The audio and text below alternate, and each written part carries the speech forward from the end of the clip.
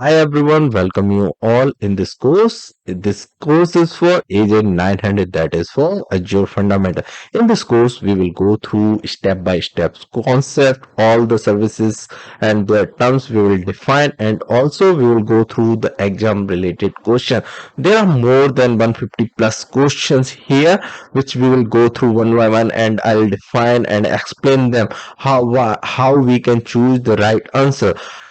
In this course, you will find the services explanation in a way that it will help you for technical discussion. If you are preparing for this exam Agent 900, then definitely it's gonna help you because it is the foundation of Microsoft Azure. If you are not aware about these services, then you can't go with the further certification as well. So this is the foundation. You should be very clear. So it will help you for that one.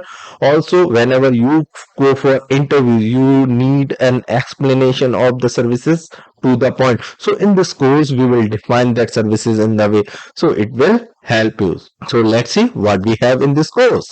So guys, let's understand what we have in this course. In this course, we will start from the exam content. That is very important sections because before preparing for any exam, we should go through the content. So we will understand what areas we need to focus and what we need to cover for the exam. Then we will go through the quick concept related to all the services of Microsoft Azure that will help you to go through the services just before your exam.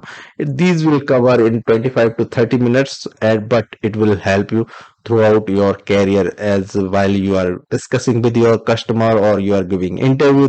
These will help you. Then we will go through the question. These are the updated, or we can say the latest question what I found. So I tried my level best to explain those questions, why we choose the right answer, and what is the logical tricks to remember that particular option for longer period of time. So you will not forget during the exam. So just my suggestion before proceeding further, just go through this disclaimer. It will help you how you need to go through this exam. So let's start with the exam content. So this exam is divided into six sections. In that first section is talking about the cloud concept. These are the very basic concepts. If you have knowledge of cloud, then it's fine, and it covers almost 20 to 25%. Then we have Azure core services. What are the core services offered by the cloud that we will talk about here? And it cover 15 to 20%. Third section we have core solutions and management tools. In that this section is new, or we can say from the earlier version where we had only four sections that is divided into multiple. Now this is covering around 10 to 15%. Next we have general security and network security features. So there are security, this section is related to security, and it is having weightage of 10 to 15%. In the fifth section we will talk about the identity, governance, privacy and compliance feature that covers 20 to 25%. So it is having more weightage than the earlier one. In the last, we will talk about Azure cost management and service level agreement, which is offered by Azure. So that also covers 10 to 15%, as these all are the simplest one, because this exam is fully for Azure fundamentals. That means that you need to understand what is offered by the Azure and what actually that particular service or component do. That's it. You require, there is no case study kind of questions you will get it. Yes, you can get it simple question where you need to have some small scenario where which service will be helpful in that case. That's all what I observed so far.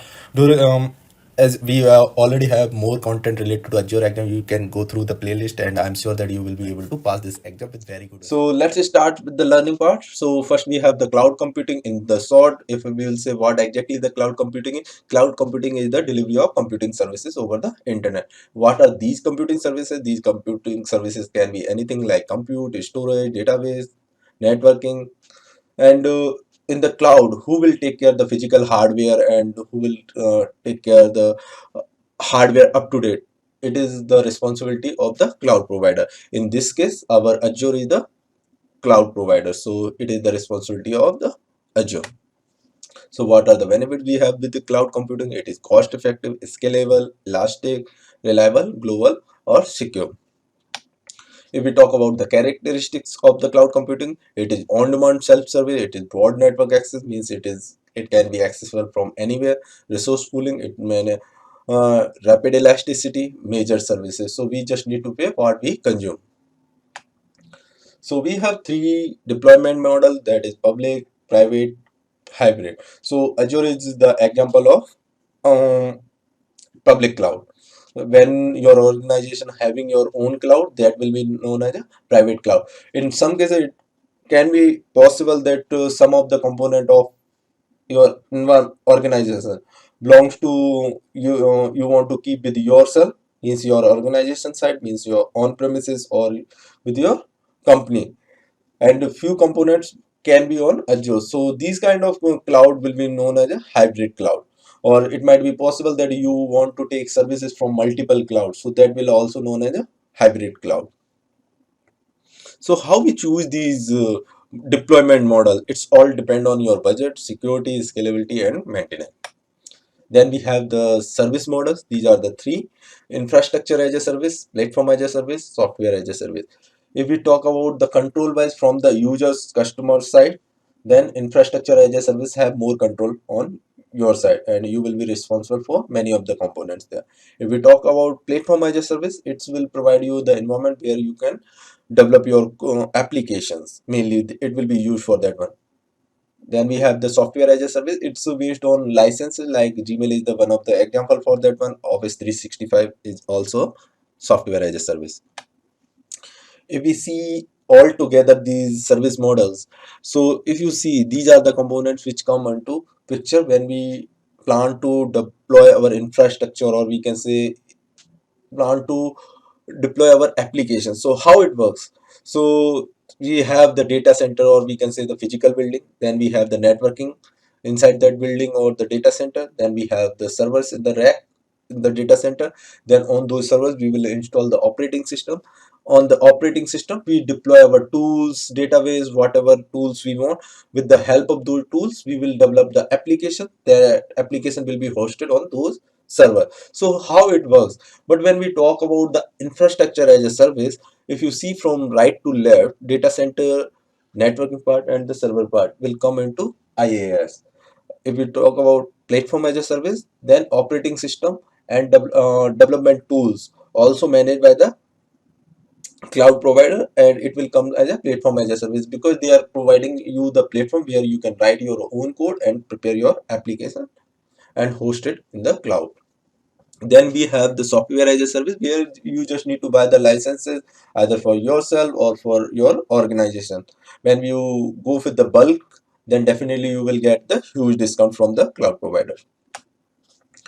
How these service model works in terms of security? In any cloud provider, it is having shared security model. They follow shared security model. And if let me tell one thing: if you are managing cloud on in your organization itself, you are not going with the public cloud, then from storage to data, means storage, networking, compute, virtual machines, operating system, runtime environment, that is the development environment, then the application data, everything you need to manage in terms of security wise. You need to handle, and you need to be compliant for everything. So you need the expert, you require deep technical skills for that one. But when you go with the cloud, and you want to use public cloud, then these responsibilities are shared with the cloud provider as well. So in infrastructure as a service, from storage to compute will be managed by cloud provider, and from virtual machine to data you need to manage. Similarly, in the platform as a service, from storage to runtime, cloud provider need to manage, and you need to manage only the application and its data. When we talk about software as a service, till application, cloud provider is responsible for the security wise, and you need to manage, you need to handle security of the cloud and the access in the sense who will be able to access those application with your account. Then we have the management responsibilities under these service model. So if we talk about on-prem, you need to handle everything, like security model. When we go with the infrastructure as a service, from networking to virtualization, cloud provider will manage, and you need to manage from OS to applications. That means the patching part also you need to take care. Patching in the sense updating your security patches that we received from the vendor. When we go with the platform as a service, till runtime, cloud provider need to take care, and you just need to take care about the data and the application. In the software as a service, similarly, till application, cloud provider will take care, you just need to take care how you will access it, and within your account how the data will be managed. Next, we have the Azure Services.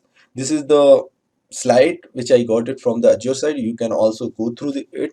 The URL is already mentioned. These are the main services which is provided by Azure. Let me tell you the important one which will help us to for this exam. Not only for this exam, those are the common services we regularly use it in our organization as well for our day-to-day work. Out of these are the first we have the compute, virtual machines, containers. These comes under compute. Then we have the storage where our data is stored. Then we have the networking, virtual private network, load balancer, DNS, express route, traffic manager. These comes into network. We will go through little bit all these services which is required for this exam in coming slide. Then we have the analytics and IoT tools, intelligence, data like database tools. We have here. Then we have the developer services, application platform, compute services.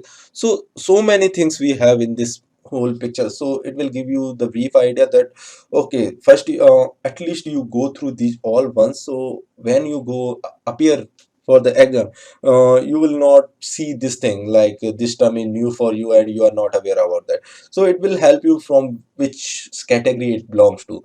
So just go through them.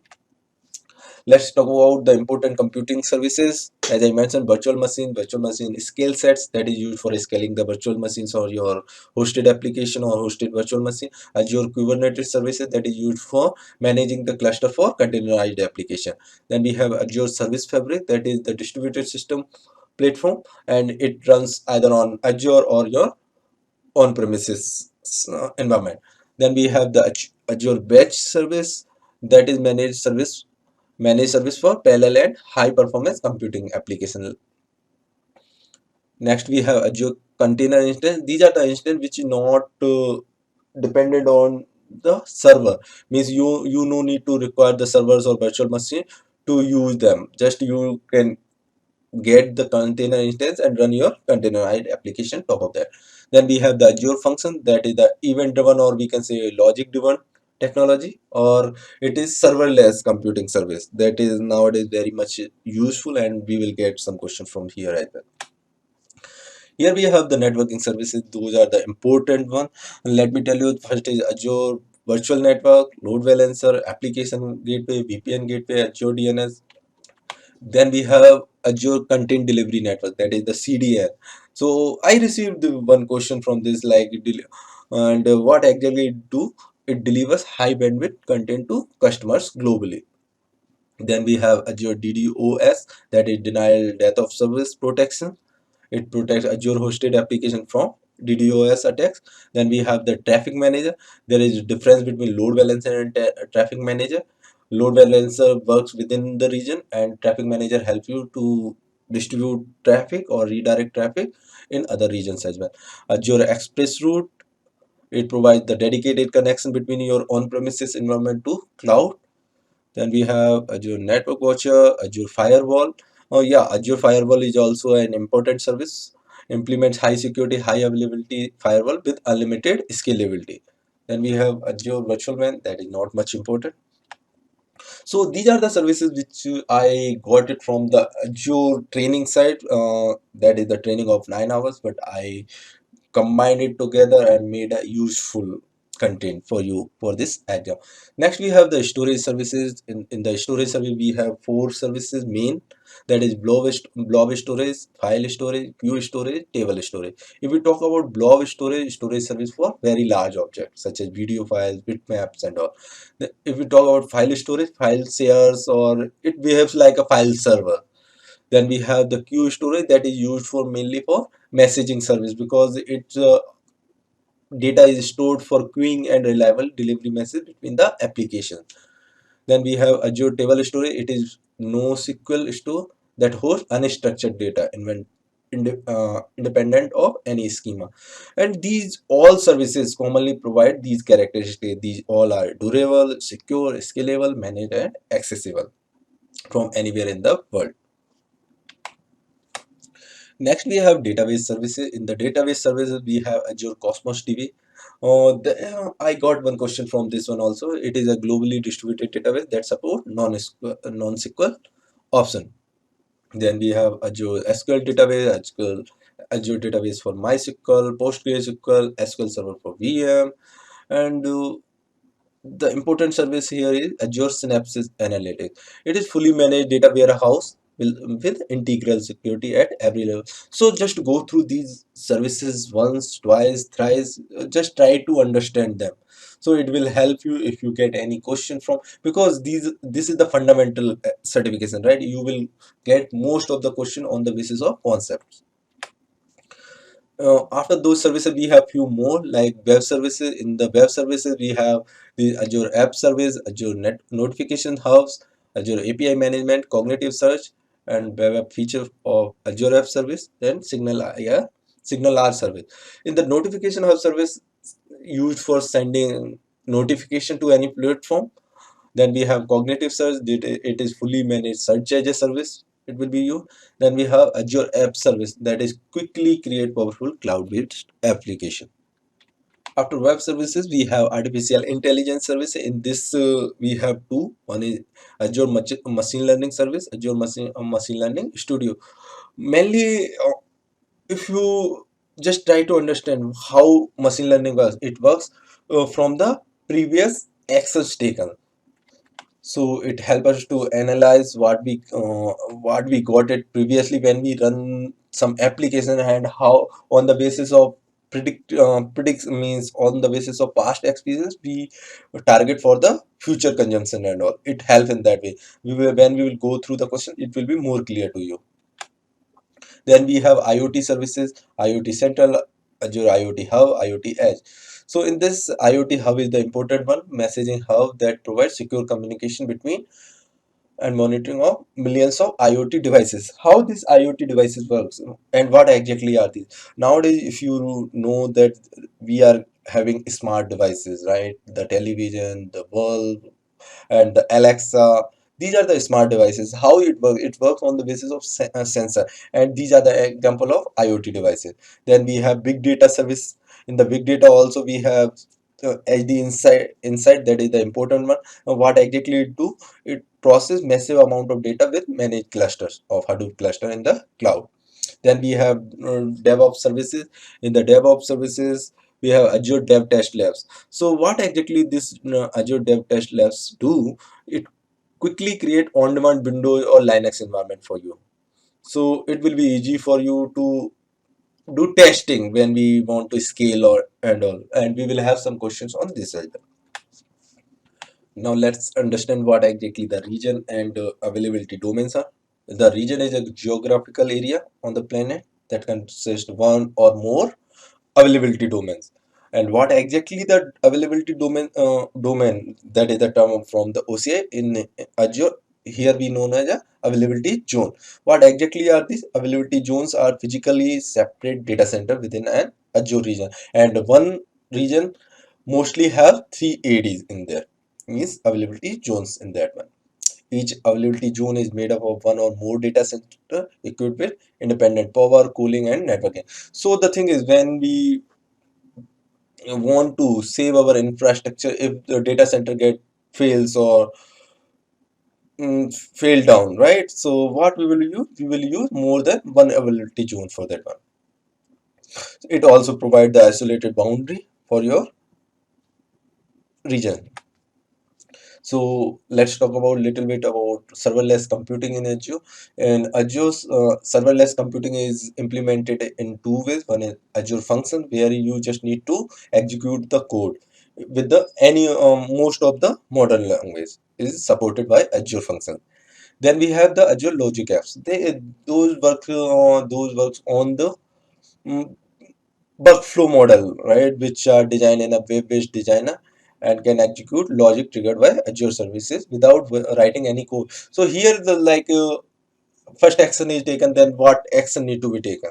So we just need to define those things in the blocks, and those logics will be implemented and run. Here we will not bother about the underlying hardware. That's why this technology is known as a serverless technology. We have already gone through the storage services, but these are few more important one where we have the more detailed information like Azure Blob Storage. Azure Blob Storage is unstructured, meaning that there are no restriction on the kind of data it can hold. Azure Blob Storage lets us stream large video and all, as it is mentioned. It is used for large video, large data size. It can hold and we can stream that video. Means we can see those videos live in the way like YouTube works, right? Then we have Azure Data Lake Service storage.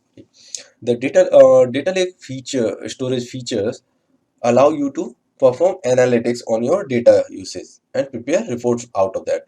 So data lake is a large repository that stores both structured and unstructured data. What is the structured data and unstructured? Where we define the schema is known as a structured. If we don't define the schema, is known as a unstructured. Like anything, we can put it like video files, Word documents, and all. Then we have the disk storage. Disk storage provides disk for virtual machines, application, and other services to access and use when we need it.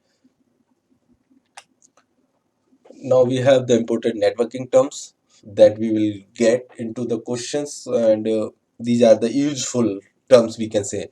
So first we have the NSG, or we can say network security group. Network security group allows or denies inbound network traffic to your Azure resources. So when we will talk about restricting or filtering inbound and outbound traffic, then we will use this NSG. Then we have the VPN gateway. The VPN gateway enables, like, it can provide a secure connection between Azure virtual network and your on-premises network through the internet. Then we have the network latency. Latency refers to the time it takes for data to travel over the network. That means if my data is reaching to your server quickly, then we will say low latency. If and normally it is measured in millisecond. When we check the ping response, right, there is a time also mentioned in milliseconds. That shows the how quick we are getting is how much latency we have between two nodes or two services. So what is the difference between the load balancer and the traffic manager? As I already mentioned, that load balancer distribute traffic within the same region, uh, and traffic manager works at the DNS level and directs the request to the endpoint in a other region, that is the closest to the your users. Next difference we have, like when load balancer detects that there is unresponsive virtual machine is there, then it direct me or redirect the traffic to other VMs in the pool. And traffic manager if they found any endpoint unresponsive, it redirect the traffic to the next closest from the end user. So both works in a similar way. The only difference is Azure load balancer works within the region and traffic manager helps to redirect the connection outside region as well. Now let's talk about the resources which help us to organizing the resources within the Azure. First we have the resource groups, then we have the resource log, and then we have the tags. So what exactly the resource group? Resource group is a logical container for resources. In that group we can add anything, either virtual machine, storage, database, service, whatever you want to add, you can make a group out of that. But one resource can't be group for multiple resource group. That is the restriction there. Then we have resource log. How it works? We have two kind of resource log. One is delete, one is read only. If we apply only the delete, then it will help us to accidentally deletion of any resources from our environment. If we have the read only, it will also allow it will only allow read activities to be performed on the resources. And where these logs can be implemented, these can be implemented on the level of subscription, resource group, or any individual resource. What are the tags? Tags are nothing, just to provide the name. When we create any resource, it's better to provide the name because it will help us to organize, it will help us to distinguish them. So what kind of resource it is and from which department it belongs to, it will help in that way. So in the end, when we want to analyze the cost, where exactly it is going high or where it is going low, these tags will help us. So these are the few factors that affect the cost, because so in Azure it's not like all the services are available at the same cost. So if we have different kind of resources, different type of resources, we need to pay differently as per the resource. Then we have different kind of services, so it also affect our cost. Then we have the location. In Oracle cloud infrastructure, we have the similar cost in all throughout the region. Means in different location also we have the same cost, so it is easy to predict there. But here we need to check in which region we want to host our application, from which location our user will access that application. The cost will vary accordingly. Then we have the Azure billing zones. Now means for each zone there is different cost defined. It's all depend on demand and supply basis. Here we have few important tools that is useful for this certification. We get questions from this. So first is Azure Advisor. It is a free tool which help us to provide recommendation on high availability, security, performance, operational excellence, and cost. How it works? It analyze your deployed services and look where it can be improved. So it to help us to reduce cost by eliminating provisioned servers or some circuits or some network. It help recommend us to buy reserved instances in place instead of going with a pay as you go, because reserved instances have very low cost there, because the reason is they are not utilized at all. So when there is no utilization, they reduce the cost dynamically, so we can use them for our environment. And also it will help us for as per our utilization right size, or it will help to recommend shut down those machines which are not in use. So it helps in many ways, so it's mainly used for improvement. That is our understanding. Then we have the Azure cost management. It is also another free Azure tool.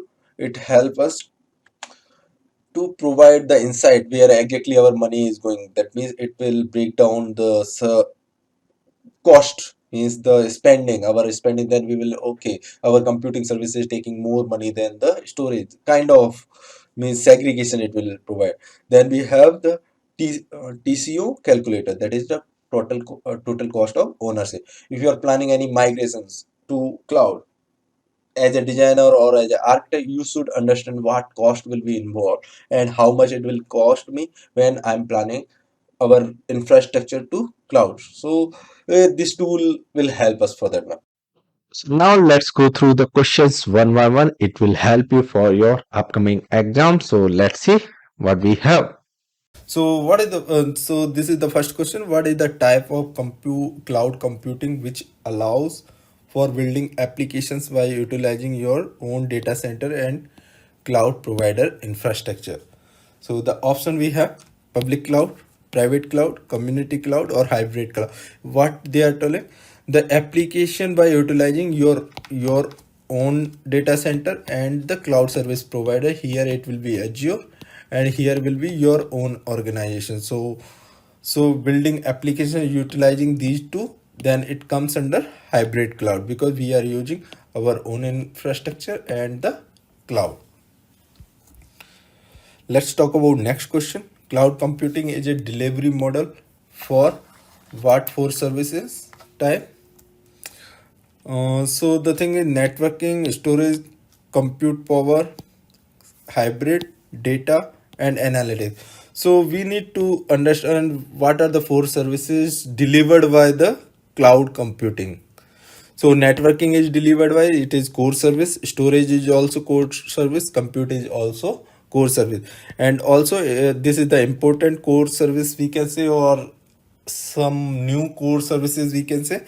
So these are the services offered by the cloud. But if we will talk about the hybrid, that is the deployment model, not the delivery model. Data is something that we use it within the cloud, so that is also not comes under delivery model. So our answer will be networking, storage, compute power, and analytics. Let's talk about next question. Which of the following option is not a type of cloud computing? The option we have: hybrid cloud, public cloud, distributed cloud, private cloud. So we have already seen hybrid public and private is our cloud option. So distribute is not the one. So it is our right choice for this question. Let's talk about next question. You recently finished implementing a software as a service solution in Azure. Which of the following option is your responsibility? Configure high availability, defining scalability rules, installing the SAS app solution, configuring the SAS solution. So in the software as a service, we are getting everything ready. We just need to configure the application. Like if you will take the Office 365 license, then you can directly log in that one, and you can configure the setting which you require. So we are able to get it directly. So here our answer will be configuring the SAS solution. Let's talk about next question. What are two characteristics of public cloud? Dedicated hardware, unsecure connection, limited storage, meter pricing, self-service management. So when we are talking about the public cloud, that means we are talking about Azure, AWS, OCI, that is Oracle Cloud, or GCP is Google Cloud Platform. So here we are talking about the Azure. So in the Azure we have the metered pricing, that is the characteristic of cloud, and self-service management. So our choice here will be last two. Let's talk about next question. Select the correct statements about resource group. A single resource group can contain resources from different regions. We can place a single resource in multiple resource group for easier management. We can create resources with no resource group assignment. Once created, resource can't be moved to different resource group. So yes, we can move it. So that is not the correct. We can create resource with no resource group. That is also not true. For creating any resource, we require resource group. We can place a single resource in multiple resource group. That is not possible here. So here our choice will be a single resource group can contain resources from different regions. Let's talk about next question.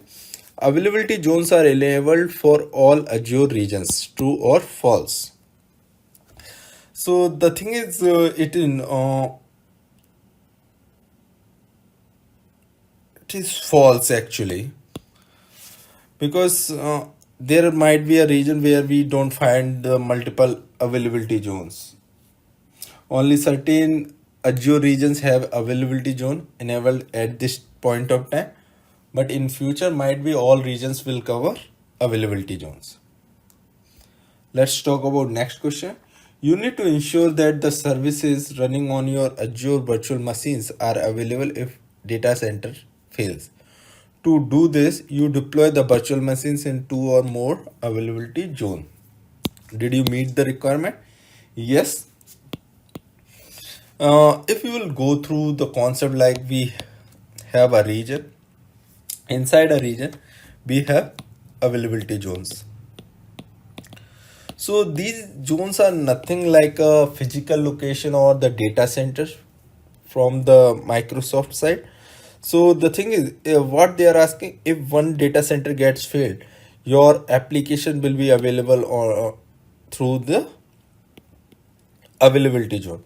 Yes, that's true. So it will meet our requirement. So our answer will be yes for this one.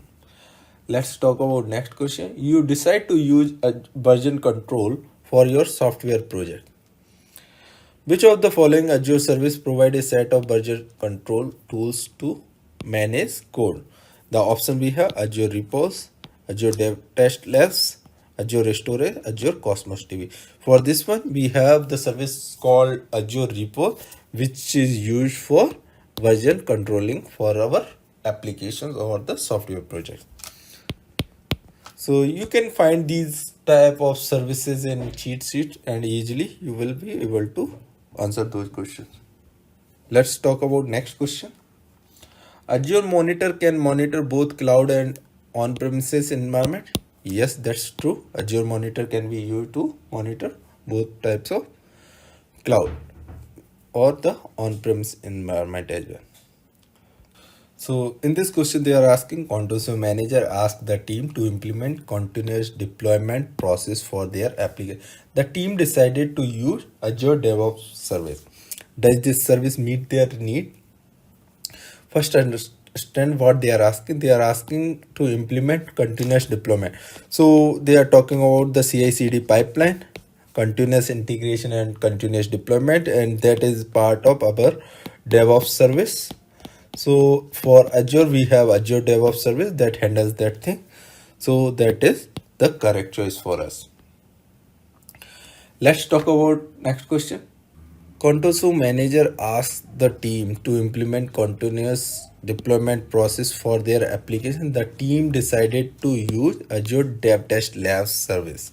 Does this meet their requirement? That's not, because only Azure DevOps service help in that case, that we already discussed in last question. But here they are talking about the Azure Dev Test Lab service that is used for other purpose. For testing purpose, we create the multiple machines through that. So here our choice will be no. Let's talk about next question. You need to create a human computer interface that uses natural language processing NLP to answer customers questions. Which product option should you eliminate as a candidate? We need to eliminate the candidate. Okay, so the option we have Azure Machine Learning, Azure Cognitive Service, Azure Bot Service, Azure App Service. So the thing is, for this one, the answer will be Azure Machine Learning. The region. Here they are talking about some bot service. Okay, so first we will talk about the bot service that runs on Azure App Service. You are also charged for an app service plan when you create any bot service. So we will so that is required, and bot service is also required. And in this question they are talking about Azure bot service which interact with the user and respond their query. You have noticed this thing whenever you nowadays you log into any website, you just search that website and immediately from the bottom one pop-up came, how may I help you? That is kind of virtual assistant we are getting from the website, right? So that is the same thing they are asking here. So the thing is, so cognitive service is one of the common use case for cognitive service, and it is used to build AI conversational experience. So it is also required. So these three things are required. Okay, here they are talking about the bot service and it is required for this one. And whenever we host any bot service, we will be charged for app service. So that's why these three components are required. So we can eliminate Azure Machine Learning. So for this one, our answer will be Azure Machine Learning. Let's talk about next question. Azure Reservations allow you to pay less as compared to pay as you go pricing. Yes, that's true. When we use reservations, when we are sure that our application will be up and running for certain period of time, like 1 year or 2 years or 3 years, we have the dedicated plan for that particular application or some resources. So what is the best thing? We can reserve that resources, so we need to pay less for those resources. Let's talk about next question.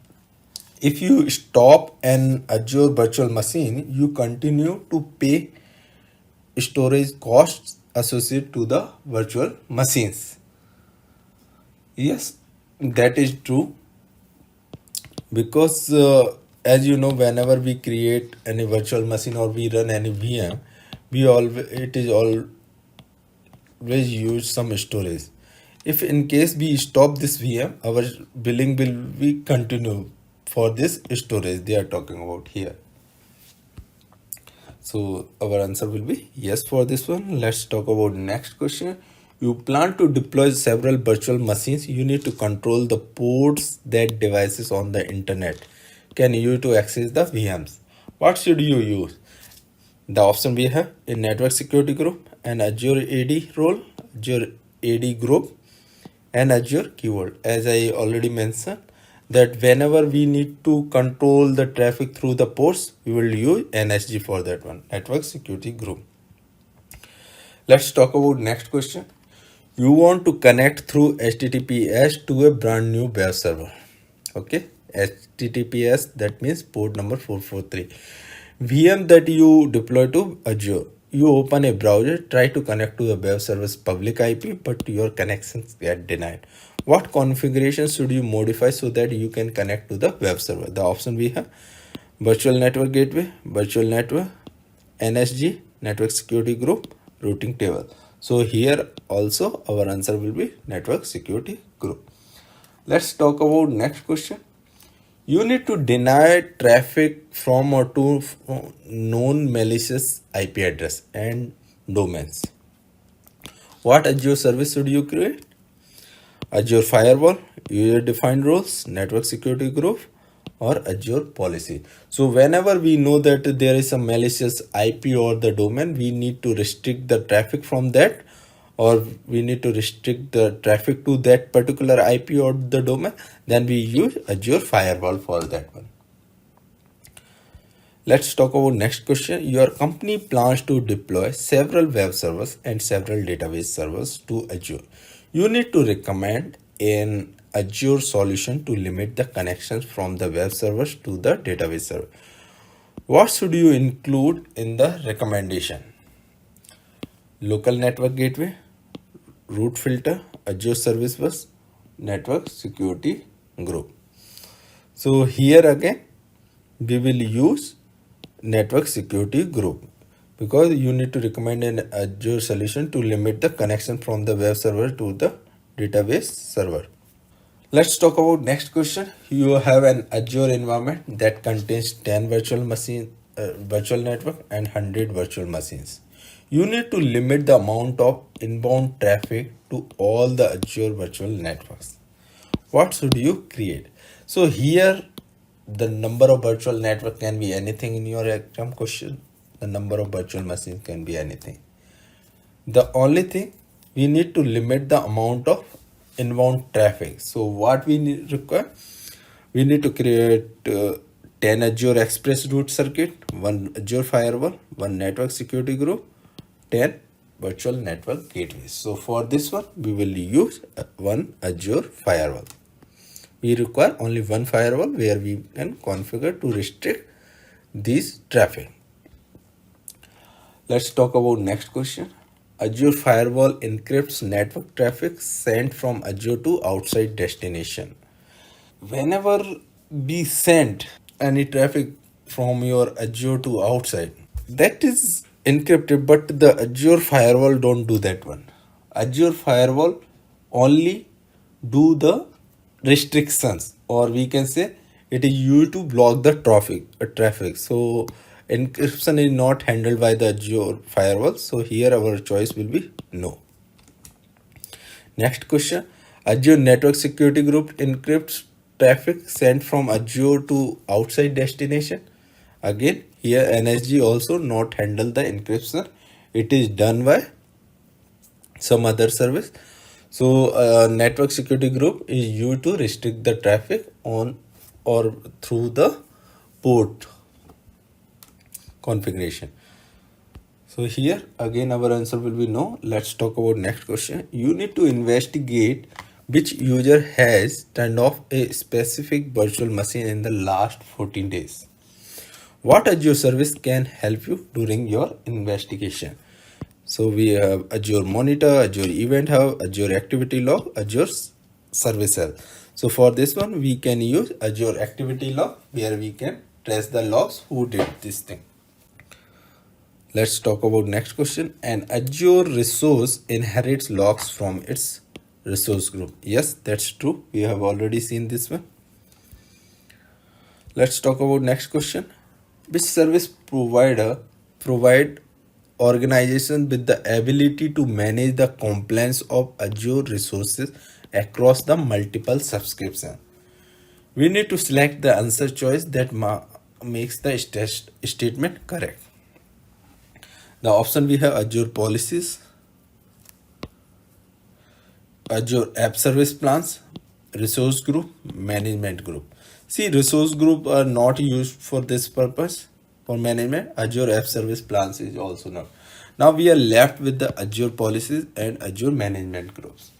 So Azure policy and management groups both helps our organization to follow the compliance. But when we only think about the question, then our answer will be management group. The reason Azure policy helps to enforce the compliance on the compliance.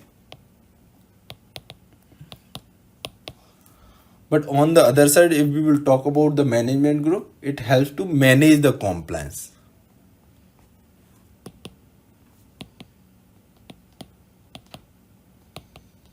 When our organization having many subscriptions. So here our answer will be management groups. Here the keyword in this question is manage the compliance. That's why we are choosing management group. Let's talk about next question. An Azure subscription can be converted from free trial to pay as you go pricing model. Yes, that's true. We can anytime convert our free account to pay as you go account. Next question, to virtual machines V2S size will always generate the same monthly cost. That's not true. The reason the cost of billing is not dependent on the size you configure the machine. It's all depend on multiple factors, that how much data you process through the account means your resources. So there are multiple factors. So always the billing will not be the same for the same machine. Let's talk about next question. The company CFO is concerned about the cost generated by traffic between Azure services in the same region. You explain the CFO that the data traffic between Azure services within the same region is always free. So that's true. The region data transfer within the same region is not charged because it's Azure policies, we can say, or the Azure service which is offered by Azure, that we are not charging when our data travels within the same region. Whenever we travel, our data is travel from one region to another region, then it will be chargeable. Let's talk about next question. Outbound data traffic from Azure to external destination is always free. That's not true, right? Let's talk about next question. Your company wants to migrate on-premises to Azure. Which Azure service would you suggest calculating the savings that would come from the migrating to Azure? So you know this thing that whenever we move our organization resources to Azure, why we are doing for AG management, for saving some cost for our organization. So which is the tool we will use? We have the option total cost of ownership calculator, that is TCO calculator, pricing calculator, Azure advisor service, or service desk support. So for this one we have the service called TCO calculator. So here this is our right choice. So let's go to the first question. Which services feature within Azure collects all of the logs from various resources into a central dashboard where you can run queries, view graphs, and create alerts on certain events? The option we have: Azure Dashboard, Azure Advisor, Storage, Azure Monitor, Azure ATP. So the thing is, if you see in this one, where you need to collect the logs, run queries, view graphs, create alerts, it can be done on the basis of Azure monitoring tool. So this tool help us. Actually what it do, it maximize the availability and performance of our application and services. How it will do, it delivers a comprehensive solution for collecting, analyzing, and taking action on the services which is required.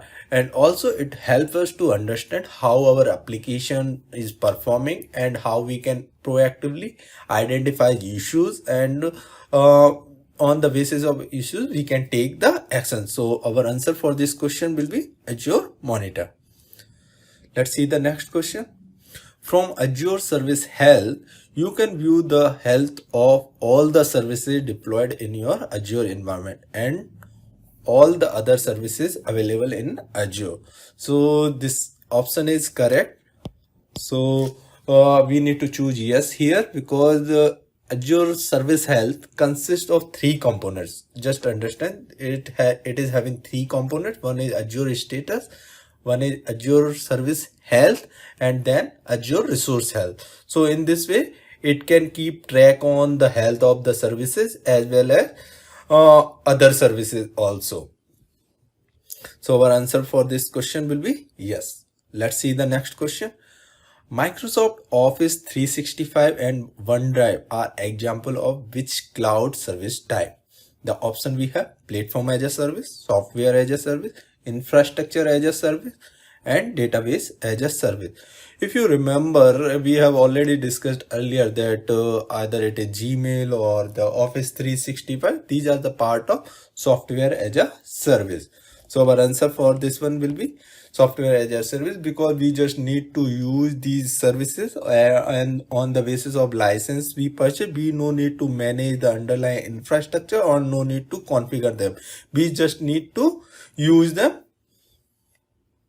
So our answer will be software as a service. Let's talk about next question. So next, to implement an Azure multi-factor authentication solution, you must deploy a federation solution or sync on-premises identities to the cloud. The option we have yes or no.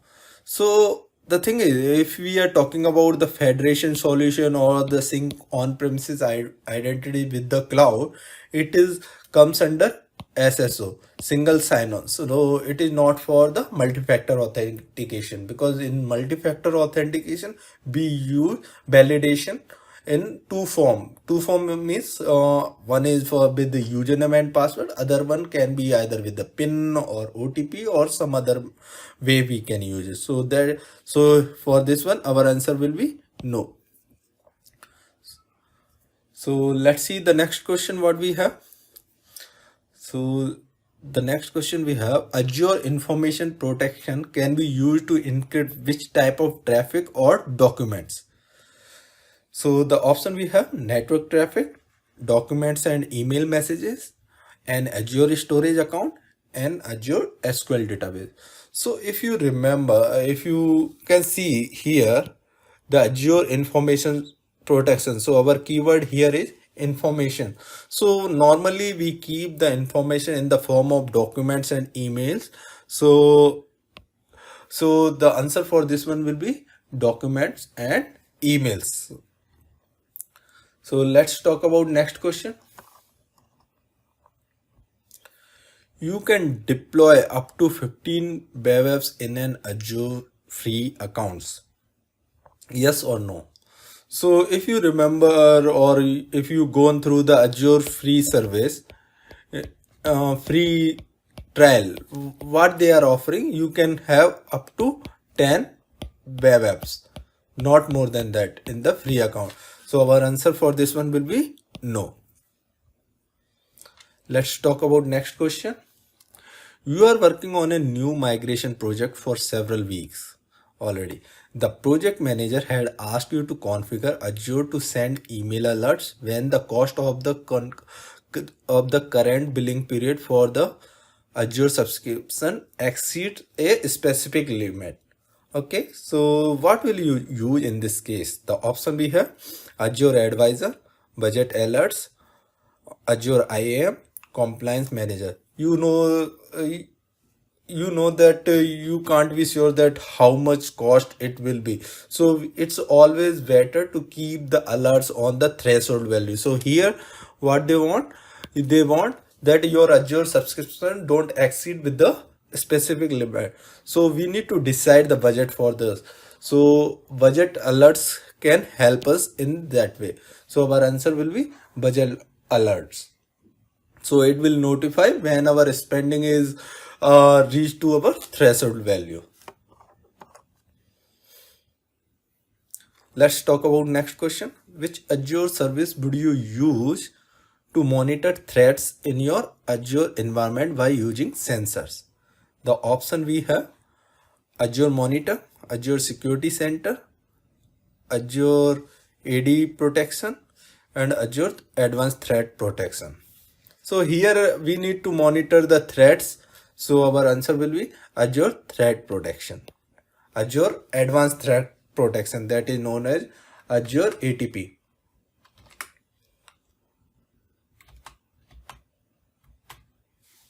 Let's see the next question. After you create a virtual machine, you need to modify the which Azure component to allow connection to TCP port 8080 on the virtual machine. So the option we have: network security group, virtual network gateway, virtual network, root table. If you gone through the earlier part, we came across such scenario earlier as well, where we need to configure the TCP connection on port something, whatever port it is. So it is done by the network security group, as it behaves like a virtual firewall for us. So we can provide the settings here. So our answer will be NSG, Network Security Group. So let's see the next question.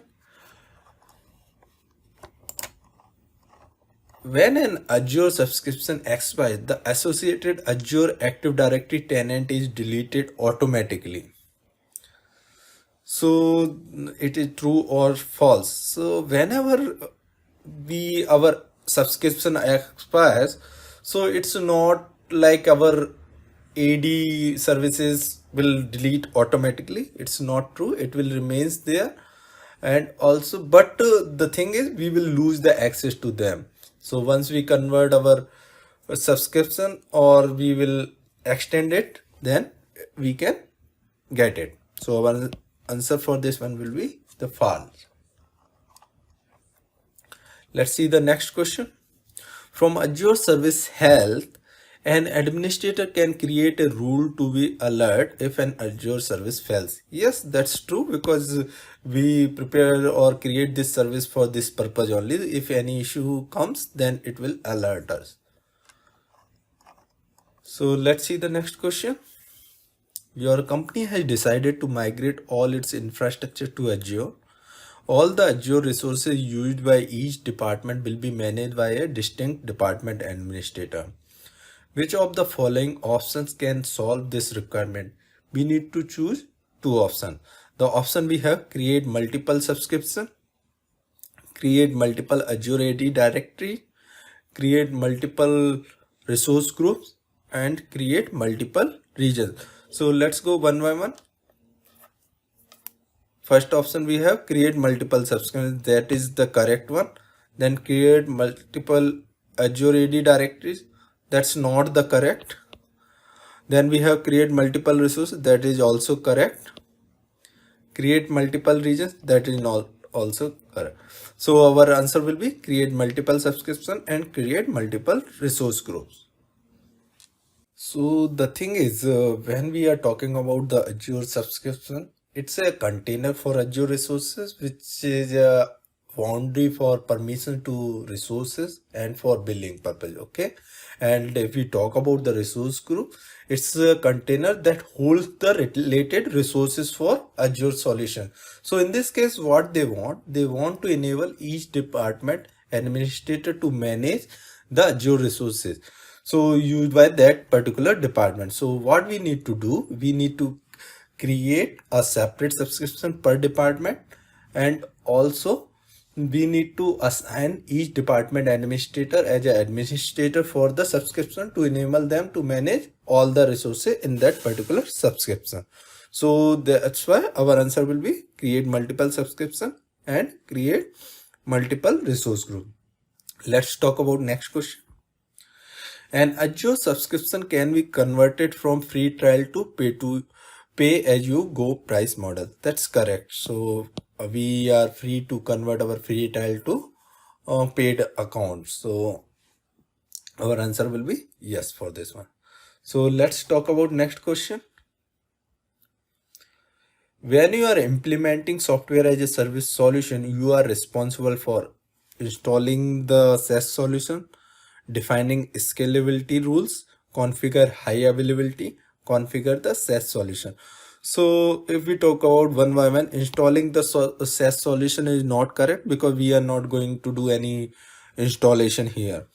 When we talk about the defining scalability rules, that's also not correct. We are not going to define any rules here when we are using software as a service. Configuring high availability, it is not done by us, it is done by the cloud service provider. So our answer will be configuring the SaaS solution means it's all about the themes, which theme you want to use, what should be the display kind of, it means how it will look like and all these kind of configuration we can do for our SaaS solution, not the other three options. So our answer will be configuring the SaaS solution. So let's talk about next question. Which cloud computing is a delivery model for what four service types? The option we have networking, storage, compute power, hybrid, data and analytics. When we are talking about the services, so normally it gives us compute, it gives us networking, storage and the database analytics. These all the services provided by the cloud provider. So correct answer will be networking, storage, compute power and analytics. If we talk about the hybrid, it's a deployment model, it's not the delivery model, means the service type we can say. And data is also not comes under service. So other four are the correct one. So let's see the next question. Which of the following protects your application from region-wide disaster? So the option we have data center, geographies, availability zones and region pairs. See here they are talking about the region-wide disaster. So data center is kind of a AZ, okay, and availability zone is already mentioned. So in a region we have multiple availability zones, or we can say the data centers. So these are the availability zones here. So here they are talking about if you have any region-wide disaster, means this region got failed. So these two options will not help us. So in this case, we should have another region. So region pair and geography is the correct answer for this one. So our answer will be geographic and region pair. Let's talk about next question. Azure Cosmos DB is a globally distributed relational database. The option we have true or false. So the answer for this one will be false. The reason is, so why it is false? Because if we talk about the Cosmos DB, it is globally distributed database, but no, it is not relational. It is NoSQL database. Okay, that's why our answer will be false. Let's talk about next question. Which services allow customer to deploy a centralized solution using a high customizable and scalable orchestration platform? The option we have container instances, Kubernetes services, app service, serverless computing. So what they want to deploy a containerized solution and also a scalable orchestration platform. So for this one we have the Kubernetes service, which is a containers orchestration platform. Okay, so it manages the containers and it can also orchestrate them. So whenever it requires scaling or some other things, so Kubernetes has these features. It has many components inside it, so they can take care these all about the containers. So our answer will be Kubernetes service. So let's talk about next question. You want to send messages from the IoT device to the cloud and vice versa. Which IoT technology can send and receive messages? The option we have IoT Hub, IoT Central, Azure Sphere, Azure Sentinel. So here what we are doing, we are going to receive messages from the IoT devices, okay, and also we are going to send them. For that one, IoT hub is the right choice because it communicates to the IoT devices by sending and receiving messages. So our answer will be IoT hub. So let's talk about next question. Which of the following cloud services provides development collaboration tools, including high performance pipelines, free private Git repositories, and configurable Kanban boards? The option we have: Azure Event Grid, Azure DevOps Services, HD Insight, and Azure Sphere. So in this case, they are asking uh, provide development collaboration tools including high performance pipeline, free private Git repository, and configurable Kanban boards. So it's normally provided by the Azure DevOps Services. So our answer for this one will be Azure DevOps Services. Let's talk about next question. What is Azure PowerShell?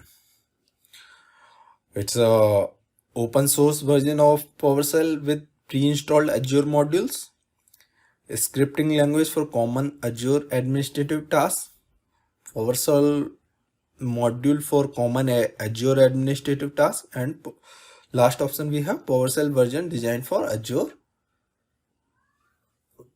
So if you remember or you know about the PowerShell is a module.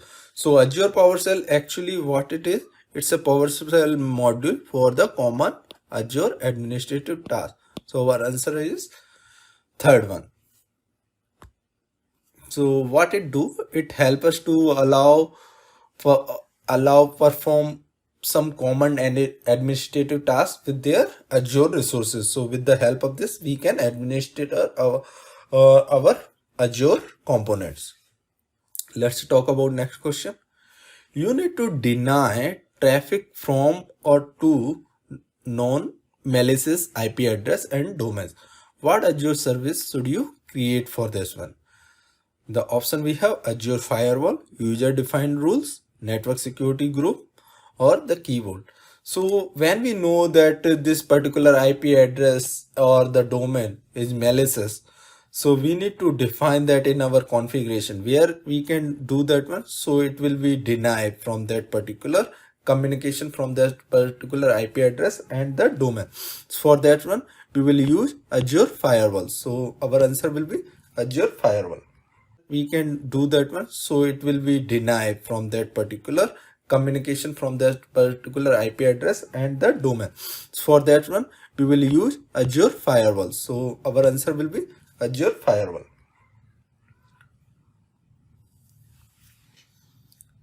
Let's talk about next question.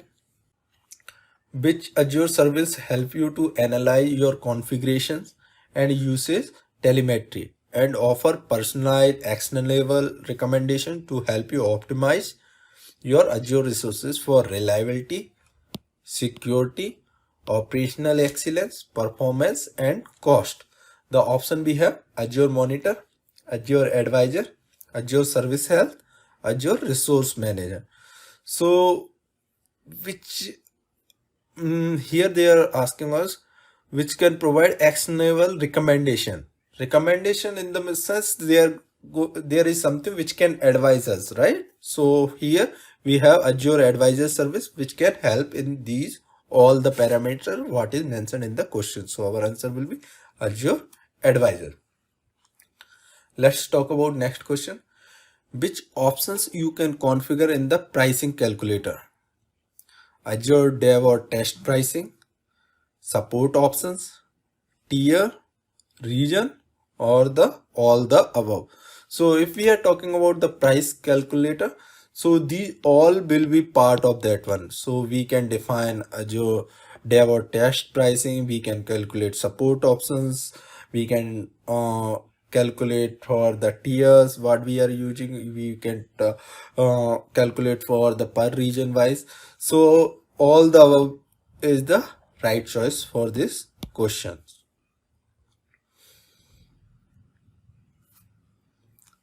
Let's talk about next question. What is the guaranteed in an Azure SLA? Bandwidth, feature availability, performance, or none of the above. So Azure SLA, if we talk about, then it's provide the SLA on the basis of features availability. So this is the main thing. It can't fully guarantee about the bandwidth, not on the performance. But when we go with the Oracle Cloud, they are giving the SLA on these performance and bandwidth as well. But for Azure SLA, we are just having the SLA for features availability. So let's talk about the next question. Which cloud model provides the greatest degree of ownership and control? So the thing is, when we are talking, we need a greater degree of ownership and control. Means everything will be in our control, that we can get it in private cloud. So we have the option like private, hybrid, public, or distributed. So here our answer will be the private cloud. So let's talk about the, if okay, let's explain this so it can help you multiple times. So we have this kind of private, okay, then we have the hybrid, then we have the public. So these are the deployment model we have in the cloud. So when we go from down to top, we have the great degree of ownership, means we have much control on this. When we are going down, we have very less control on this, because here we CSP will take care more role. Okay, here it is shared, like for few component we have the ownership, for few we don't have, but here we have the greatest degree of ownership. That means we have much control. So let's talk about next question.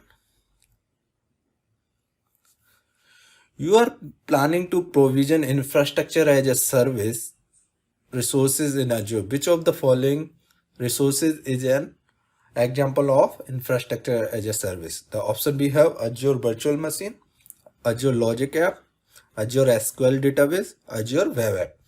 Let's talk about one by one. Azure Virtual Machine is a part of IaaS. So that is our requirement. This is correct. Azure Logic App is an example of SAS, Software as a Service. And these two are the example of Platform as a Service. So our answer for this one will be Azure Virtual Machine. Let's talk about next question. Which of the following services is a distributed network of servers that can efficiently deliver web content to users? Azure Content Delivery Network, Azure Traffic Manager, Azure App Services, Azure Cosmos DB. So here what they are asking, following services is a distributed network of servers that can efficiently deliver web content to the user. So efficiently deliver means they are talking about the low latency. Okay, so when we are talking about the low latency, that means how it can be delivered. When we, so suppose we have the user here, and if we talk about the Google Cloud Services, Azure Services, we have geographically distributed everywhere. Okay, so how it will help us? So in this case, Azure Content Delivery Network help us the region, because it will provide us the content near to the end user. So we need very less time to reach to the content. So it will provide low latency content, so it can efficiently deliver the content to end user. So our answer will be Azure Content Delivery Network. So let's talk about next question.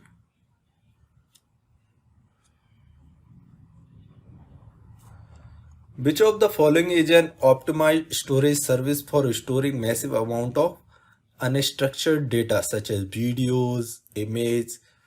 So the option we have: tables, files, queues, and blob.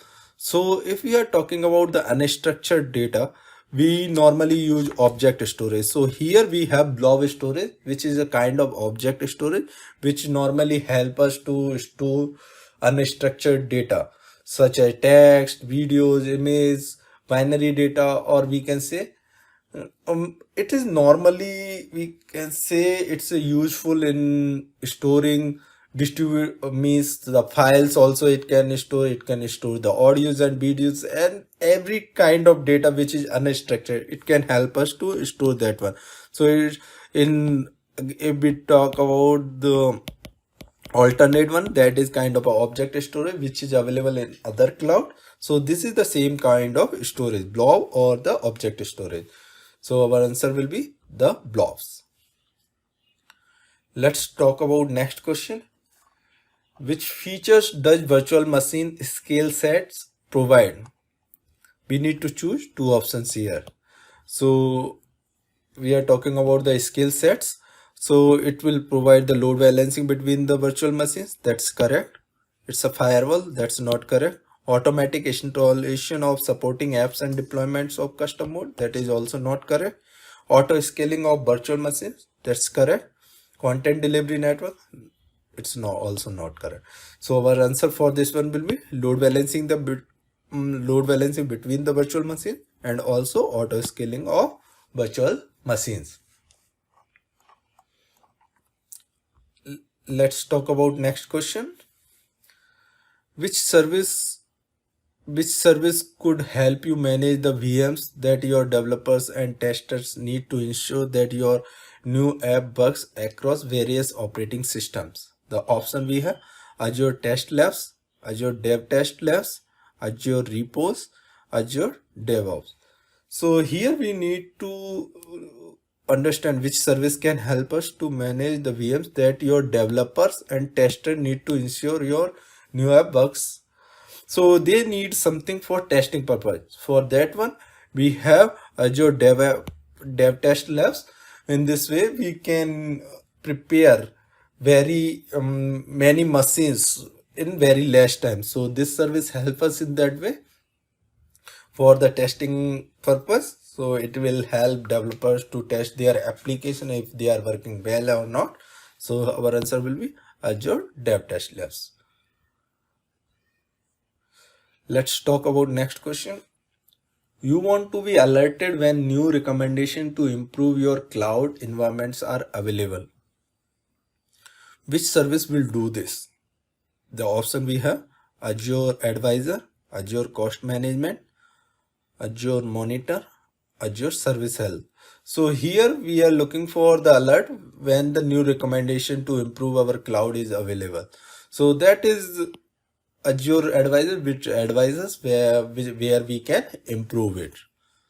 Let's talk about next question. Which of the following services enables you to store passwords and secrets in Azure so you can centrally manage them for your services and the application?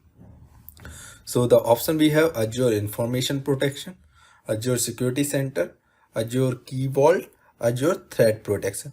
As we already talked about the Azure Information Protection, that is used to encrypt emails and the documents. So this is not the correct choice.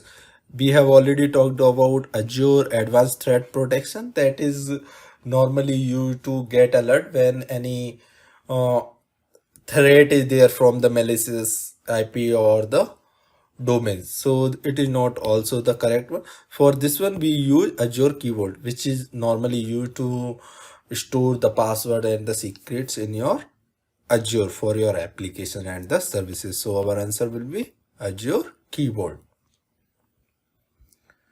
Let's talk about next question.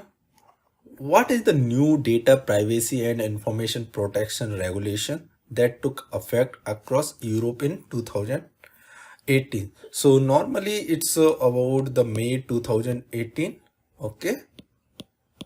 So it's normally not the cloud questions or what we can say, but the thing is every cloud uses some certification, or we can say some regulation. They require some certification, so we can, for the data privacy or protection, they use it. So that's why it is very important. Sometimes we get these questions as well. So the option we have: GDPR, FedRAMP, PCI DSS, ISO. So here they are talking about the data privacy and information protection. So we have GDPR, which is applicable for the Europe. And the thing is, The full form of this one is General Data Protection Regulation, which is actually introduced in May 2018. So our answer for this one will be GDPR. Let's talk about next question. Which of the following option can be used to define a repeatable set of Azure resources to orchestrate the deployment of various resource types such as a role assignment and policy assignment that implement organizational requirements? The option we have: Azure Policy, Role-Based Access Control, Azure Blueprint, Azure Resource Group. When we are talking about, we need to define a repeatable sets. Okay, so we need something like a blueprint that can help us in that way. So we can use it repeatedly. So our answer for this one will be Azure Blueprint. Let's talk about next question. Which of the following provides a set of tools for monitoring and allocating and optimizing your Azure cost? The option we have: total cost of ownership calculator, that is known as TCO calculator, Azure price calculator, budgets, Azure cost management. If we are talking about the monitoring, allocation or the optimization, okay, and the cost, it is normally done by the Azure cost management tool. So our answer will be Azure cost management here. Let's talk about next question. So this is the question based off the scenario. Let's see what we have.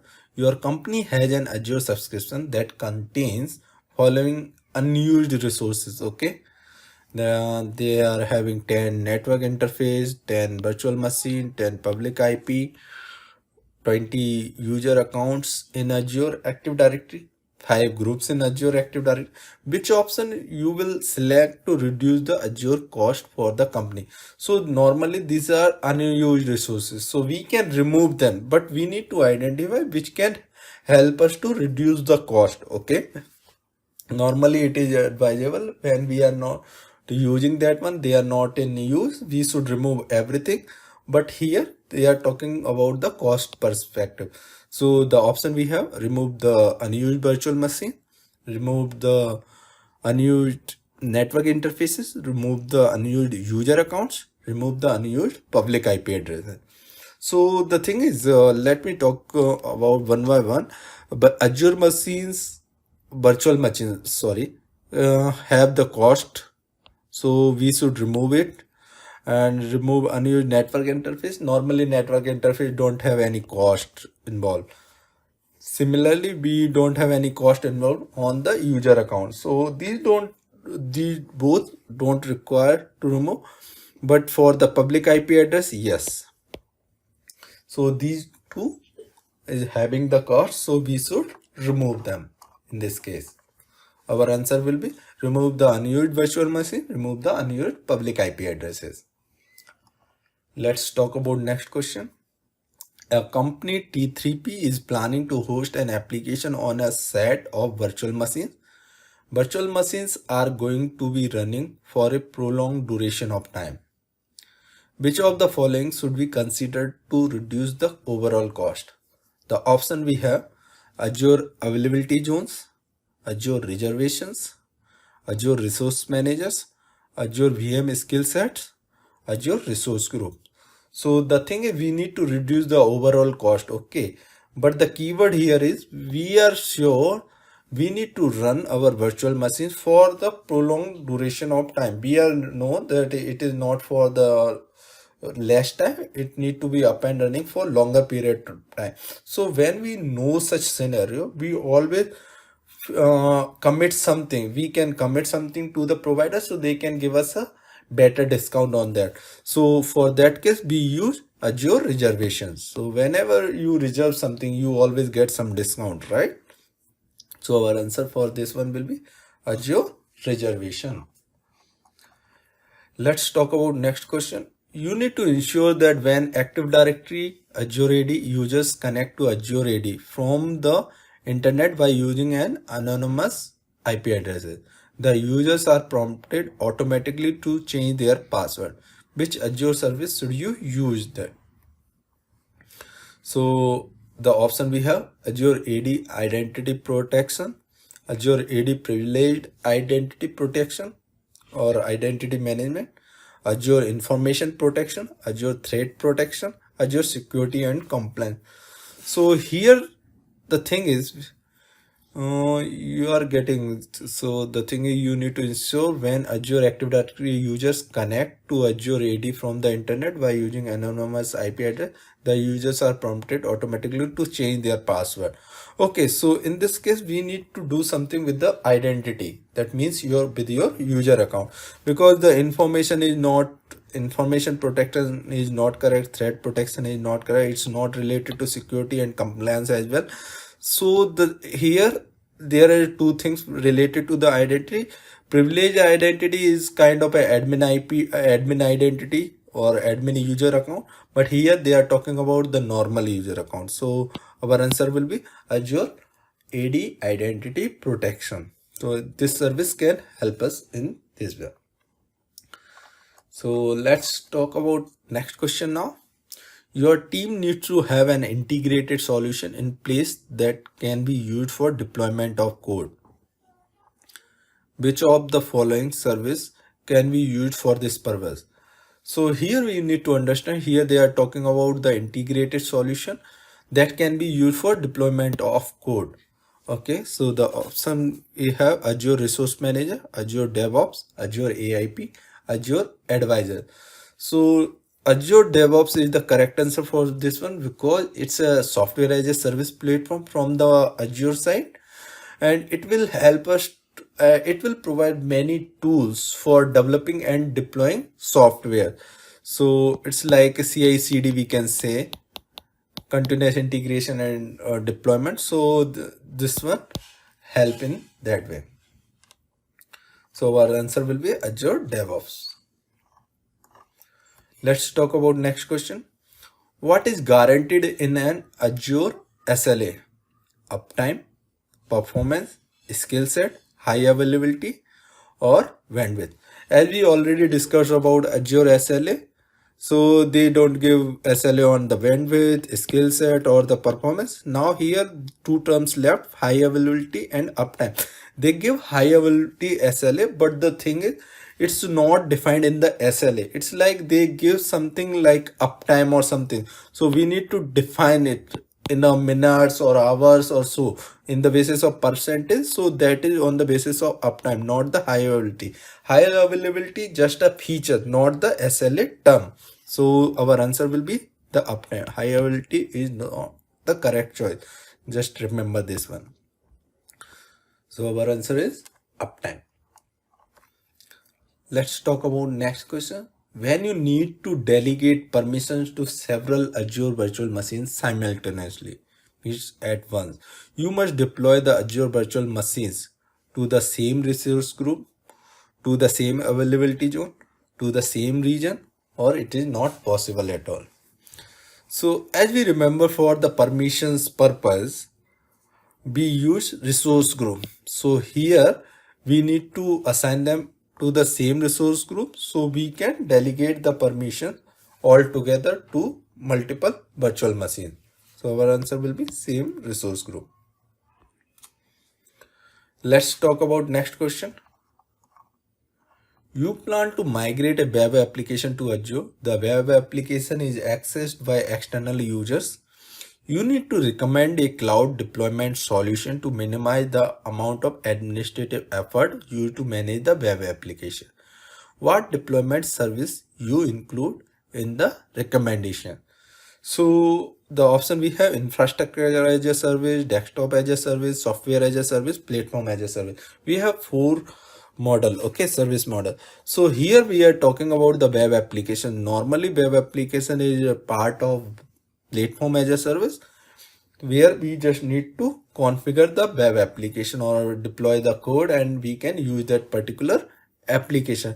We no need to worry about the underlying installation in that case, means the hardware installation or the operating system installation. So we are minimizing the amount of administrative efforts here. So our answer will be platform as a service. Let's talk about next question. which resources are managed by the company under IaaS, means infrastructure as a service, cloud service category. The option we have: storage, networking, virtualization, middleware, OS, application, runtime.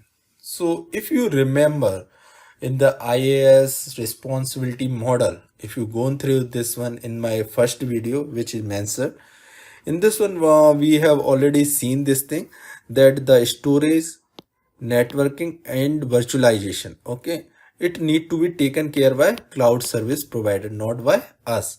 Here they are asking which resources are managed by the company, okay, that means you need to take care of that thing. So we need to take care about the OS, then middleware, then runtime and the application. So these are the customer's responsibility. So here we will use these four options.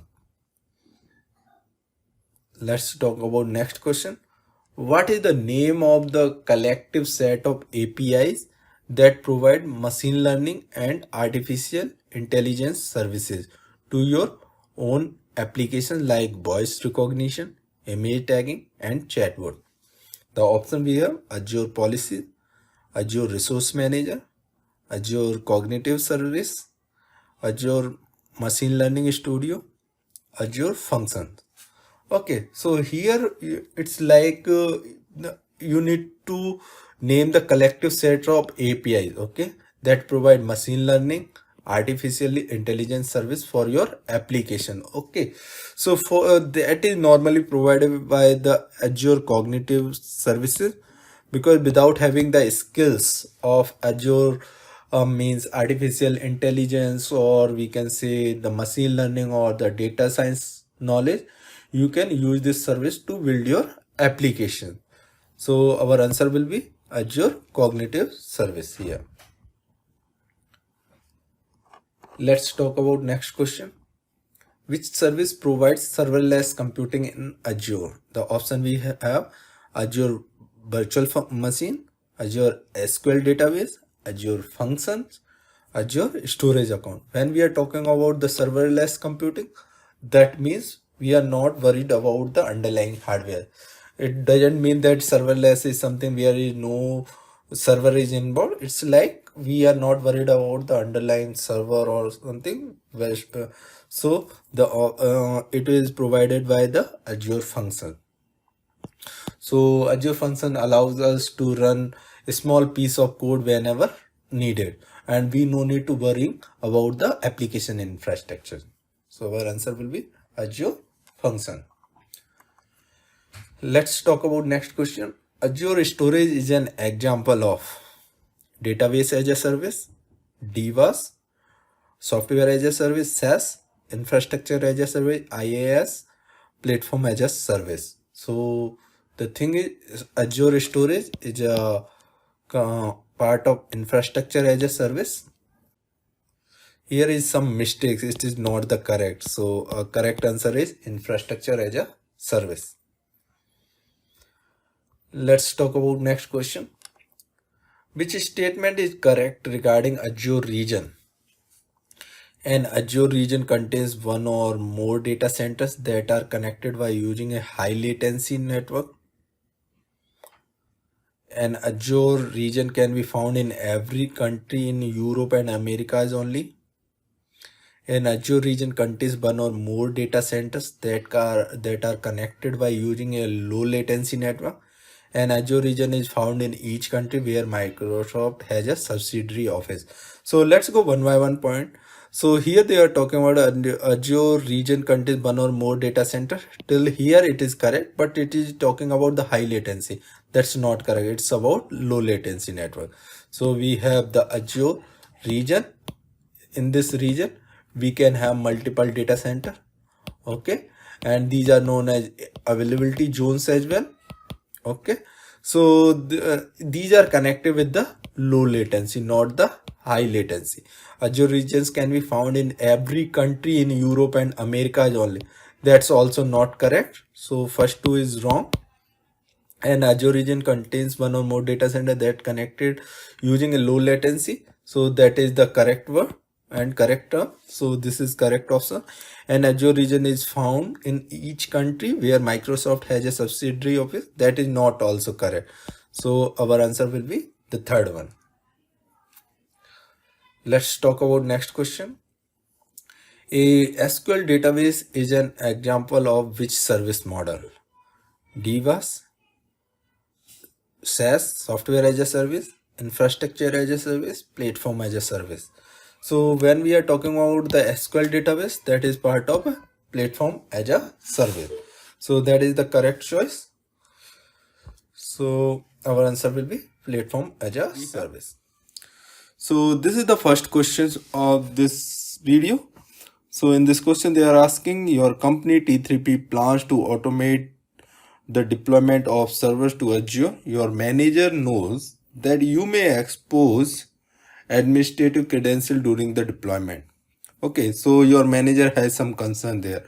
You need to recommend an Azure solution that encrypt the administrative credentials during the deployment. So this is the main part of this question.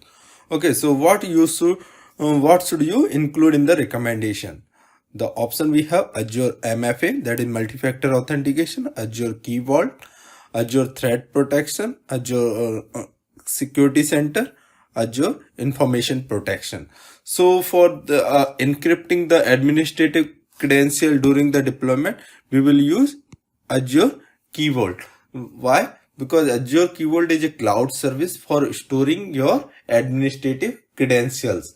Means it stores the credential for your applications. So no, and it also encrypt that. So no need to put your password or credential in a normal text in the application. So we will use Azure Key Vault for that.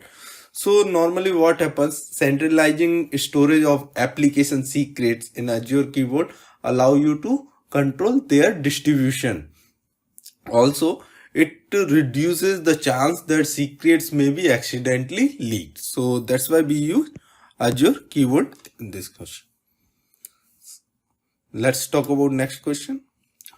To what should an application connect to retrieve security tokens? Okay, so here they are asking application need to connect to which component, or we can say which component of Azure or which service of the Azure to retrieve security token.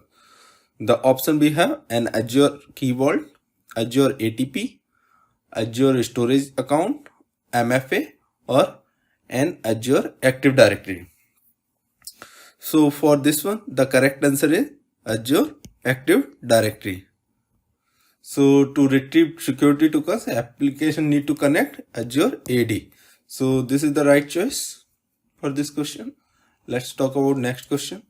Azure Advisor generates a list of Azure virtual machines that are protected by Azure Backup. See, this is not correct for Azure Advisor. So the answer for this one is no. The reason is Azure Advisor is a personalized cloud consultant. Means it's recommend us what it do. It help us to follow best practices to optimize our Azure deployment. So if there is any chance where we can improve it, so it will recommend us on the basis of that, and we can improve the cost effectiveness of our applications or the services. We can improve the performance, we can improve the reliability or the security of our Azure resources. So Azure Advisor, as the name suggests, it advises where we can improve. So our answer is no, because it does not generates a list of Azure virtual machines that are protected by Azure backups. So normally, if we will talk about who do this job, that is actually Azure Recovery Service Vault. Azure Recovery Service Vault do this job. So this is the next question. Which of the following Azure service can we use to store certificates? Azure Security Center, Azure Storage Account, Azure Key Vault, Azure Information Protection. So as we already discussed about the Azure Key Vault, because it is used to store the credential of your application or the services. So this is the right choice for it. And it's stored securely for various type of sensitive information like password, certificates. If they will ask such things like tokens, passwords, certificate, API keys, or other secrets, so it is done by Azure Key Vault. So anything related to the credential, you need to choose Azure Key Vault.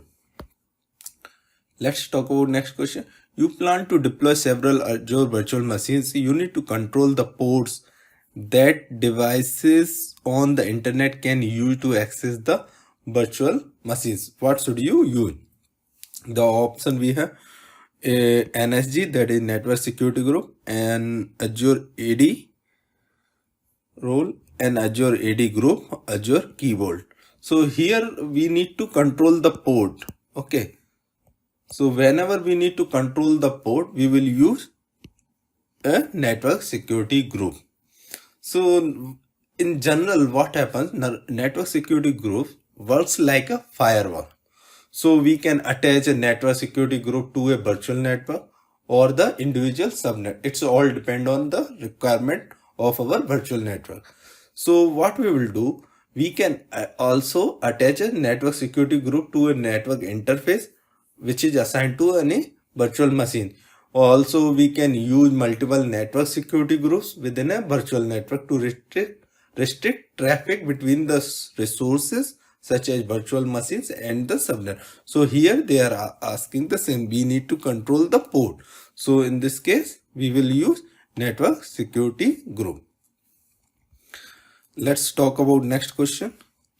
You need to recommend an Azure solution that encrypts the administrative credentials during service deployment.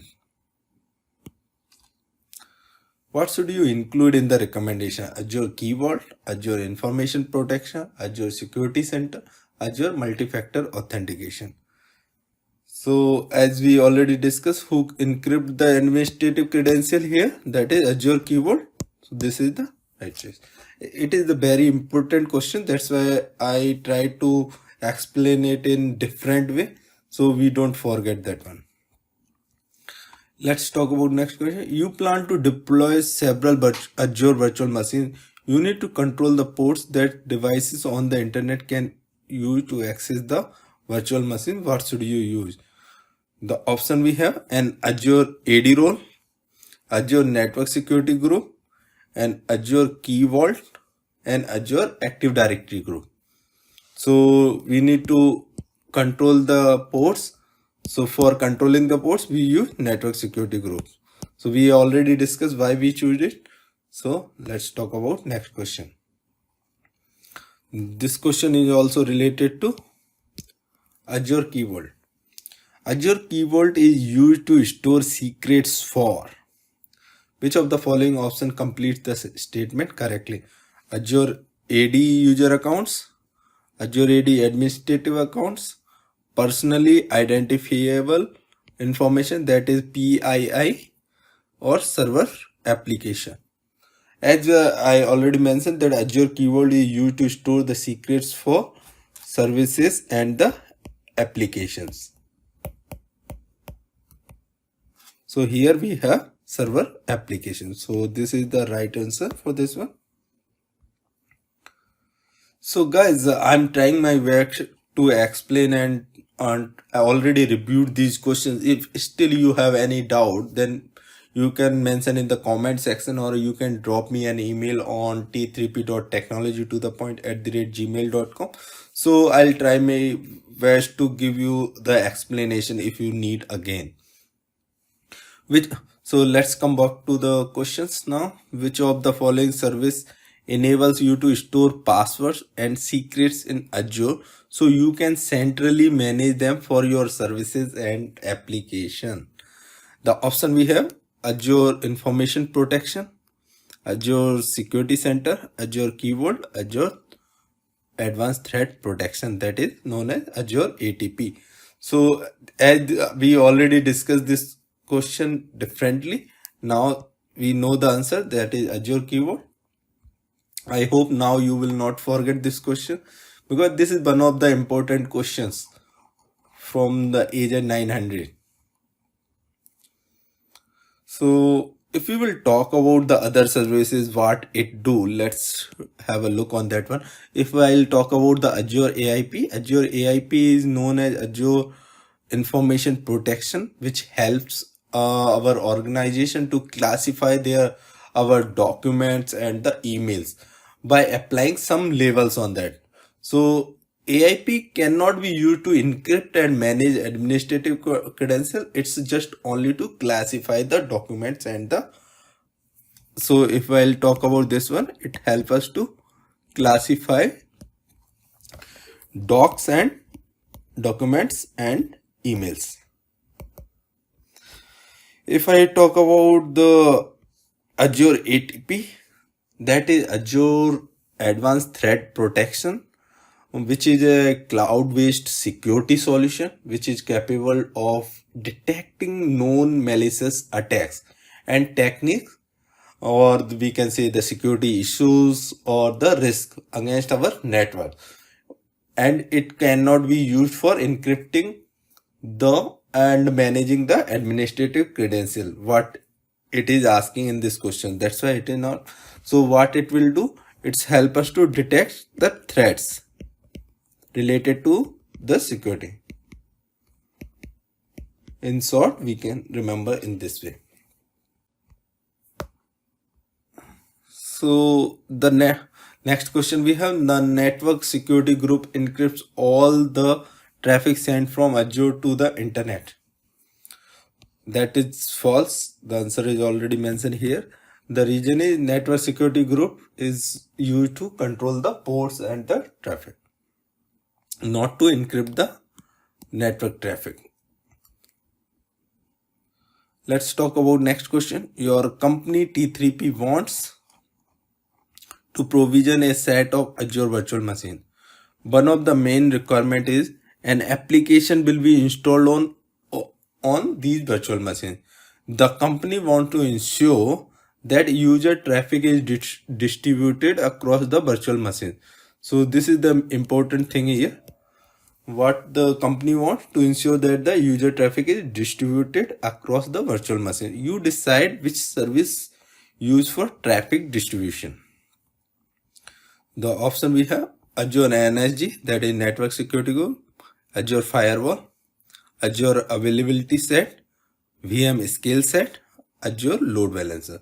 So whenever we will talk about to distribution of traffic across the virtual machine, we are talking about the load balancer, because load balancer help us to distribute the traffic to the backend server, which is the virtual machines. So our answer is Azure Load Balancer. Let's talk about next question. Azure Firewall encrypts all the network traffic sent from Azure to internet. So here they are talking about the Azure Firewall. So does it encrypts all the network traffic sent from Azure to internet? That is not. It don't do this thing. It just behaves like a network security group. It's a restrict to allow or deny the traffic on the basis of the IP addresses and certain domain. It don't do any encryption. So in other words, we can say it's just control the network traffic. So this is the question based on situation. The situation we have, your Azure environment contains multiple Azure virtual machines. You need to ensure that a virtual machine named T3P F01 is accessible from the internet over HTTP. You modify an Azure Traffic Manager profile. Does this meet the goal? So the thing is, first understand what exactly the Azure Traffic Manager. So Azure Traffic Manager is a DNS based traffic load balancer. Okay, so we have already discussed about the load balancer, right? In that case, what happens? Load balancer distribute the traffic within the region, but whenever we need to distribute the traffic between the region, then we will use this DNS based traffic load balancer, that is known as traffic manager in this case. So it do what it is asking, you need to ensure that virtual machine named is T3P F01 is accessible from the internet over the HTTP. So it don't fulfill this requirement. So our answer is false for this question. Let's talk about this question. Azure virtual machines that run Windows Server 2016 can encrypt the network traffic sent from the virtual machine to a host on the internet. Just understand, here they are talking about a virtual machine which is having Windows Server 2016 can encrypt the network traffic sent from the virtual machine to a host on the internet. See, when they are asking, no, in this question the configuration is not given, so in general it don't do any encryption, but virtual network encryption allows of virtual network traffic between virtual machines that communicate within each other within the subnet marked as a encryption. See, if you have a sub network, okay, virtual private cloud, we can say VPC, or virtual private network, you have inside that one you have some instances. Okay, when they will communicate each other and it is marked that encryption enabled, then this traffic is automatically encrypted. But here what they want, network traffic sent from virtual machine to a host on the internet. Here they are talking about to connect this thing. In this case, what happened, even it is marked as a encryption enabled, when it will go to across this VCN, the subnet, it will automatically unencrypt it. So in this case the answer is false. But there is certain configuration by which we can do this thing, but by default it is not possible at all. So our answer will be false, this one. Either they will ask in yes or no or true or false. Just remember these things. Any of these don't encrypt the network traffic sent from virtual machine to host on the encrypted, either it is NSG or firewall or Azure virtual machine. Let's talk about this question. Which two features does Azure virtual machine skill sets provide as part of the core product? Here we will talk about the Azure virtual machine skill set. The option we have: firewall security, network peering, auto scaling of virtual machine, load balancing between the virtual machine, content delivery network. As a skill sets provide auto scaling and the load balancing between the virtual machines.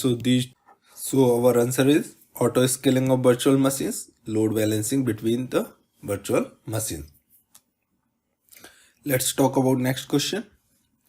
You have a virtual machine named DRDC01 that runs Windows Server 2019.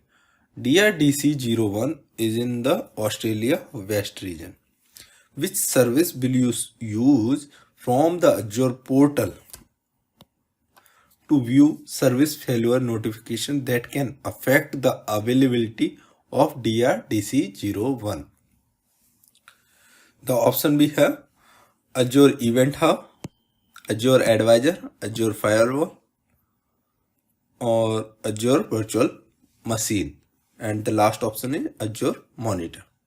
So here what we need to check, which service will you use from the Azure portal to view service failure notification. So it is available in Azure Monitor. So normally Azure Monitor maximize the availability and performance of your application and the services by delivering a comprehensive solution for collecting, analyzing, or acting on telemetry from our cloud and on-premises environment. So Azure monitors do that job for us. It just collect all the details. Wherever we see the failure, we can work on that, fix it, and we can make the service up and running. So it will help us to improve the things for our environment. Let's talk about next question. You have an Azure environment that contains 10 virtual networks and 110 virtual machines. You need to limit the amount of inbound traffic to all the Azure virtual networks. What should you create? One network security group, 10 virtual private virtual network gateways, 10 VPNs gateway, or one Azure Firewall. So what we need to do, we need to limit the amount of inbound traffic to all the Azure virtual networks. Okay, so in this case, when we need to limit the amount of inbound traffic or outbound traffic, we will use Azure Firewall. So it will help us for that one.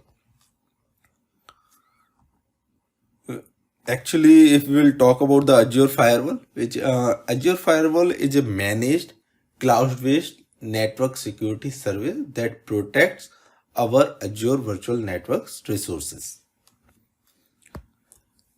Let's talk about next question. Which service identifies anomalies with adaptive built-in intelligence, giving you insight into suspicious activities and events, revealing the advanced threats, compromised users, and insider threats facing your organization?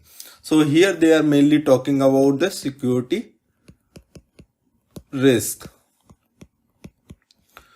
So we have the option Azure Monitor, Azure Information Protection, Azure Advanced Threat Protection, Azure Firewall, Azure Advisor. As you know that we have already discussed what is Azure Monitor do, Azure Information Protection, what it do, Azure Firewall, what it do, and Azure Advisor. So when we are talking about the advanced threat, means it can detect the threat. That is done by the Azure ATP, that is Azure Advanced Threat Protection. Let's talk about next question. So this is the question. Azure Security Center grants or denies access based on originating IP addresses. Select no change needed if the above statement is correct. Otherwise, select the correct answer.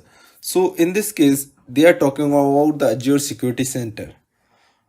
Do it grants or deny access based on the originating IP addresses? See, allow or deny on the basis of IP address, it is done by Azure Firewall. So the other options are wrong here.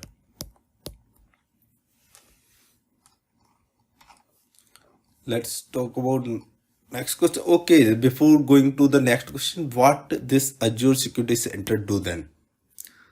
Because it can be asked somewhere else. So it's a monitoring service that provides threat protection across all of your services, both in Azure and also on premises. So it's a monitoring service that provides threat protection. That's why its name is Security Center. It's a monitoring tool for the security threat. Let's talk about next question. There has been an attack on your public facing website and the application resources have been overwhelmed and exhausted and are now unavailable to users. What service should you use to prevent this type of attack in the future? The option we have DDoS protection, that is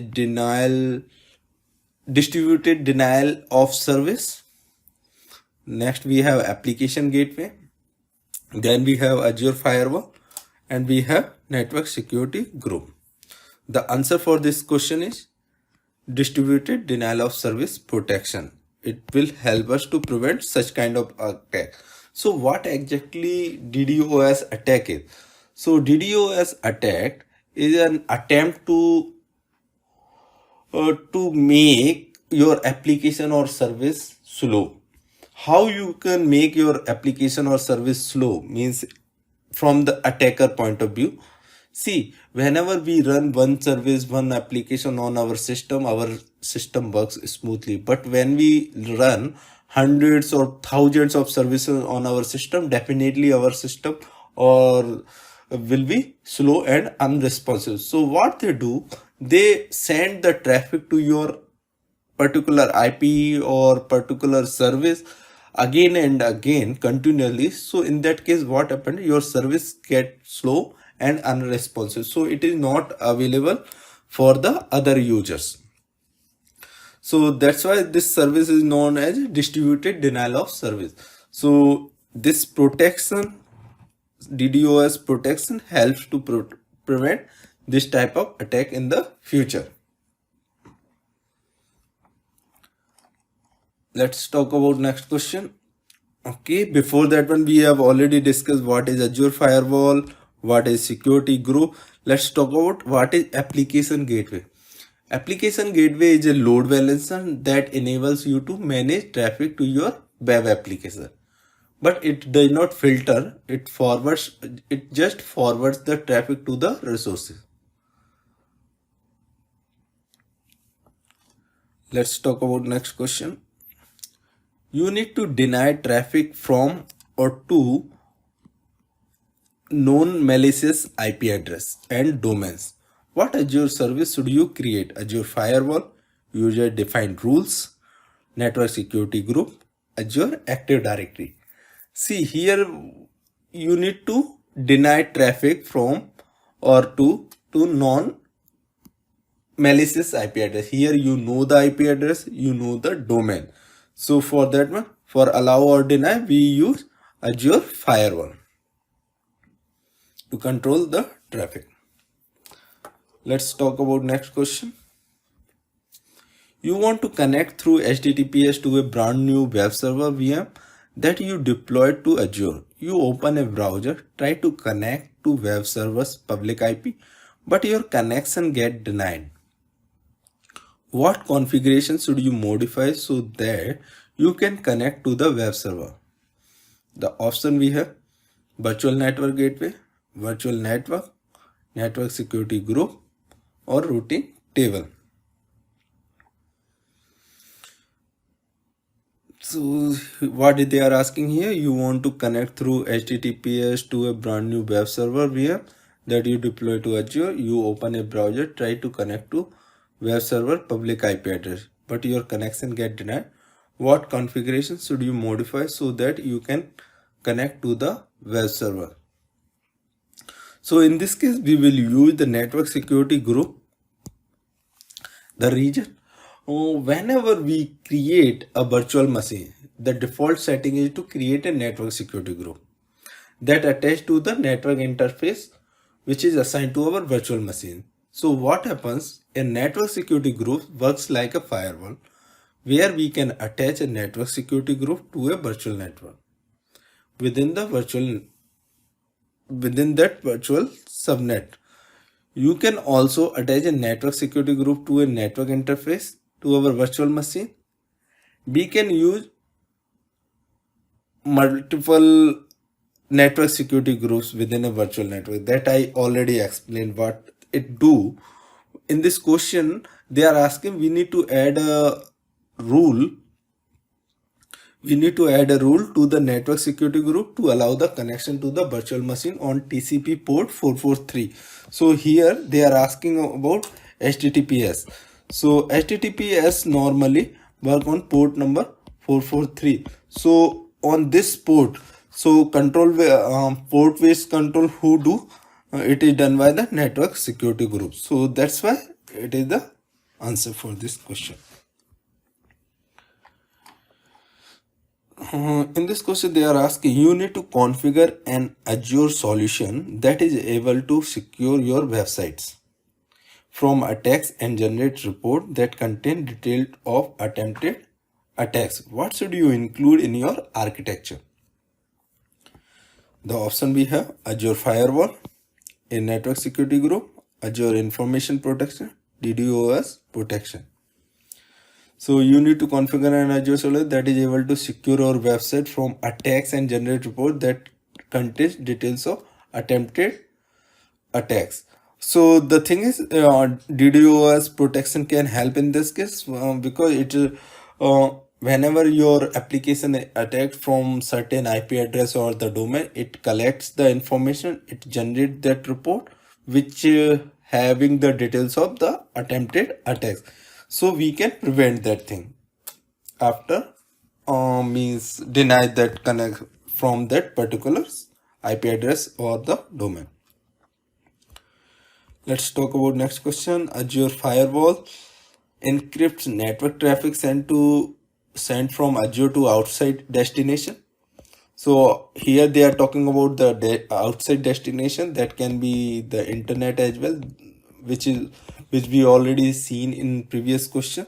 So here Azure Firewall don't do any encryption. It just to allow or deny for the network traffic. Let's talk about next question. Here they are asking, authorization is the process of verifying a user's credential. If this statement is correct, we need to choose no change is needed, but this is not the correct answer. The reason is authentication is the correct process of verifying a user's credential. Authorization just check if you have the access on that particular service or not, but the authentication is actually do the validation. Like whenever we log into any portal, we need to provide our username and the password. That is the validation, that is known as a authentication. But once we log into the system, then we will access some services. Okay, so in that case the authorization come into picture. This process will check on that particular service you have the access or not. That is what the difference between authentication and authorization. Let's talk about next question. Your company T3P has 5 offices. You plan to generate several billing reports from the Azure portal. Each report will contain the Azure resource utilization of each office. Which Azure Resource Manager feature should you use before you generate the reports? The option we have tags, policies, templates, logs, and subscription. As here we need to each report will contain the Azure resource utilization of each office. So here we will use tags. Tags are kind of a name, or we can say the value pair, name value pair, that enable you to categorize your resources and view consolidated billing by applying the same tag to multiple resources or the resource group. So this is the answer for this one. Let's talk about next question. You have a resource group named prod RG1. You plan to create virtual networks and app services in prod RG1. You need to prevent the creation of virtual machines only in prod RG1. What should you use? The option we have Azure policy, resource group log, a tag, and an AD group. So you need to prevent the creation of virtual machine only in this particular resource group. Okay, so you have such kind of prevention, or you want to enforce something. In that case, we will use an Azure policy. So Azure policy helps us to enforce organizational standards and to access compliance at scale. Through its compliance dashboard, it provides an aggregated view to evaluate the overall state of the environment. So in what I mean is, whenever we talk about the Azure policy, it enforce, okay, enforce about the organizational standard. We need to follow something. So here we need to prevent the creation of virtual machine in this particular resource group. Then we can enforce this policy. or we can say we can create this policy and attach. Let's talk about next question. Your company implements Azure policies to automatically add a watermark to Microsoft Word document that contains credit card information. Instruction is review the italic text. Okay, if it makes the statement correct, then no change is needed, or replace it with the.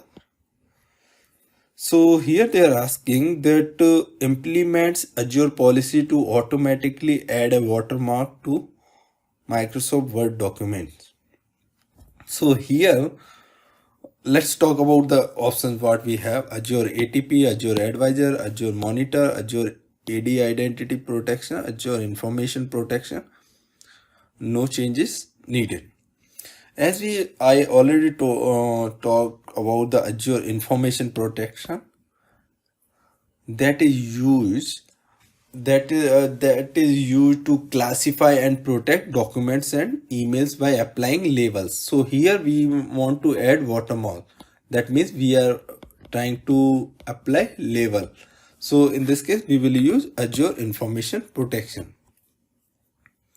So there are normally multiple ways to apply these labels. It can be automatically. So in this case it is automatically. Sometimes we need to use manually, or we can use via combination. So let's talk about next question now. So in this question they are asking, you need to ensure that when Azure Active Directory users connect to Azure AD from the internet by using an anonymous IP address, the users are prompted automatically to change their password. Which Azure service should you use? Azure AD Connect Health, Azure Identity Protection, Azure Advanced Threat Protection, Azure MFA, Azure AD Privileged Identity Management. So what they are asking, whenever Azure AD users connect to Azure AD from the internet, okay, so they are not connecting from the cloud, but they are connecting from the internet. Okay, so here whenever they connect, they should prompt for the changing their password. So it's talking about the identities. So for that one we have the service called Azure AD Identity Protection. So Azure AD Identity Protection enables our organization to configure automated response to detect suspicious actions related to user identity. So normally Azure AD protection policy, identity protection policy, we have two kinds of risk policy which we can apply to our directory, that is our Active Directory. What is that policies are? We have the sign-in risk policy and the user risk policy. So here it is about the sign-in. Let's talk about next question. A company T3P is planning on hosting an application on an Azure virtual machine. It needs to be ensured that the application hosted on the virtual machine is accessible from the internet over the HTTPS. You decide to implement a DDoS protection plan. Would this satisfy the requirement? That is actually no, because for this one NSG will come into picture, because as we already discussed, where it's need to be connect over the HTTPS, that is port 443. For controlling the port we will use network security group. So DDoS protection plan will not work in this case. So the next question is, after you create a virtual machine, you need to modify which of the below mentioned component to allow connection to TCP port 8080 on the virtual machine. The option we have: private IP, network security group, virtual network gateway, none of the above. This thing we already discussed in different way, that whenever we create a virtual machine, we need to modify NSG, network security group, okay, to allow connection on TCP port 8080.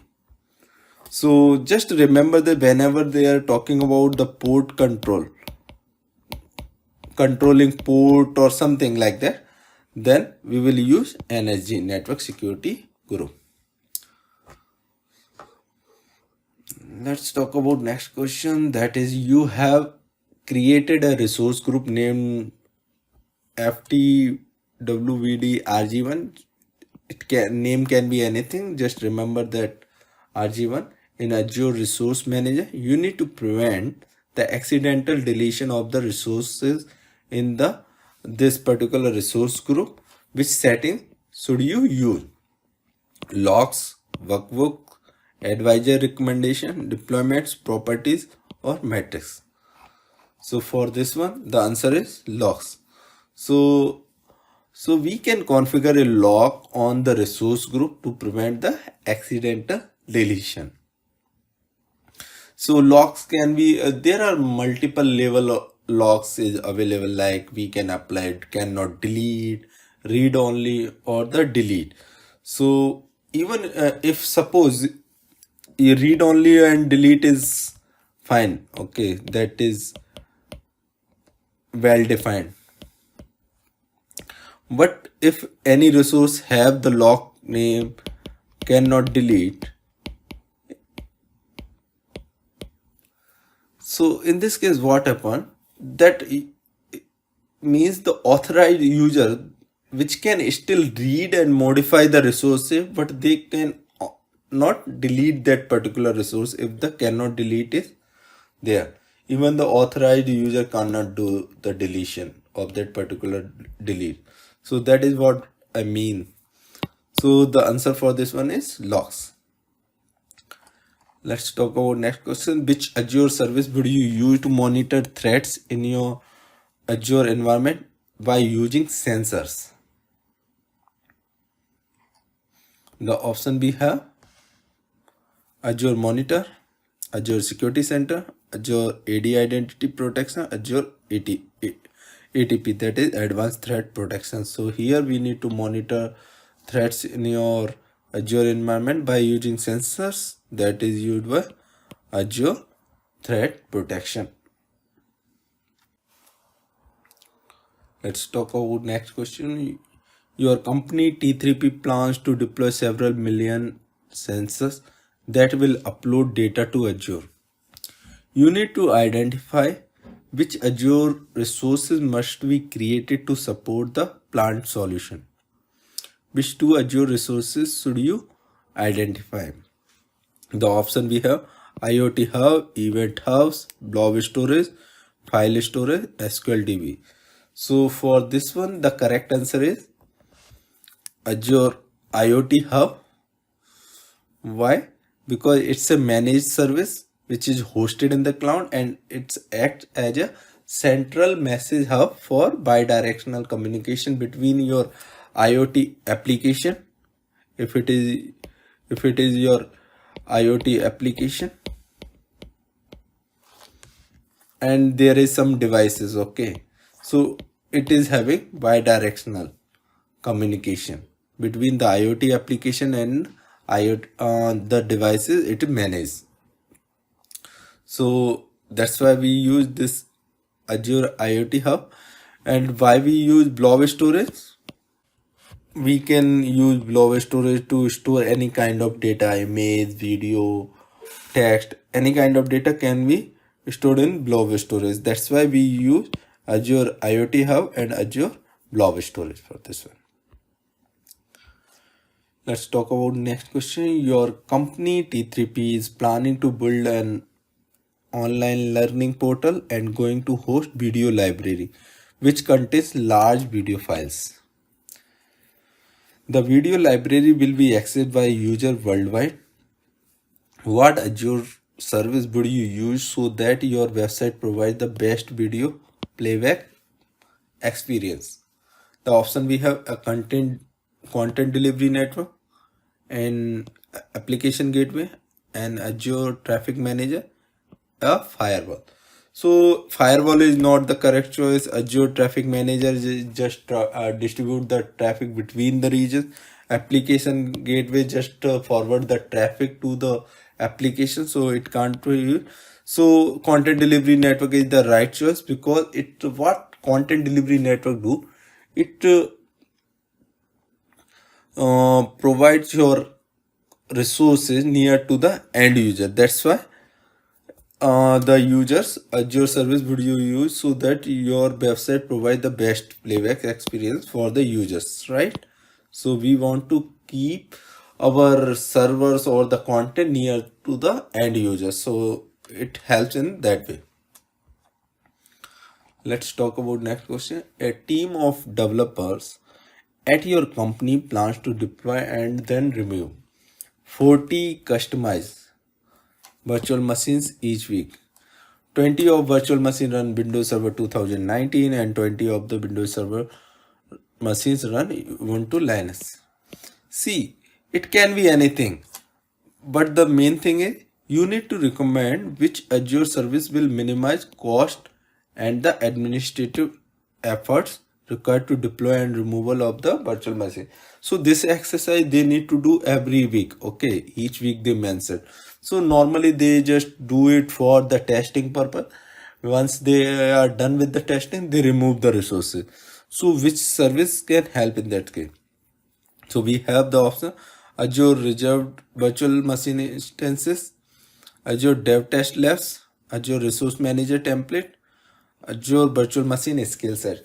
So the right answer for this one is Azure Dev Test Labs. So it helps us to provide such features that where we can create and remove the resources quickly, and also it can be used for testing purpose. So in this question they are asking one of the benefits of Azure SQL data warehouse is that versioning is built into the platform. Selected no change needed if the statement is correct, otherwise select the correct answer. So the thing is they are asking about the benefit of Azure SQL database warehouse. The option we have high availability, no change is needed, automatic scaling, data compression. First thing, this option is wrong. Second, the thing is Azure high availability. It don't provide. It is not the benefit of the Azure SQL database. No change is not needed is also wrong. Data compression is also wrong. Automatic scaling is the correct choice. So it is the best features we can say which Azure SQL data warehousing provides. Automatic scaling and elasticity also.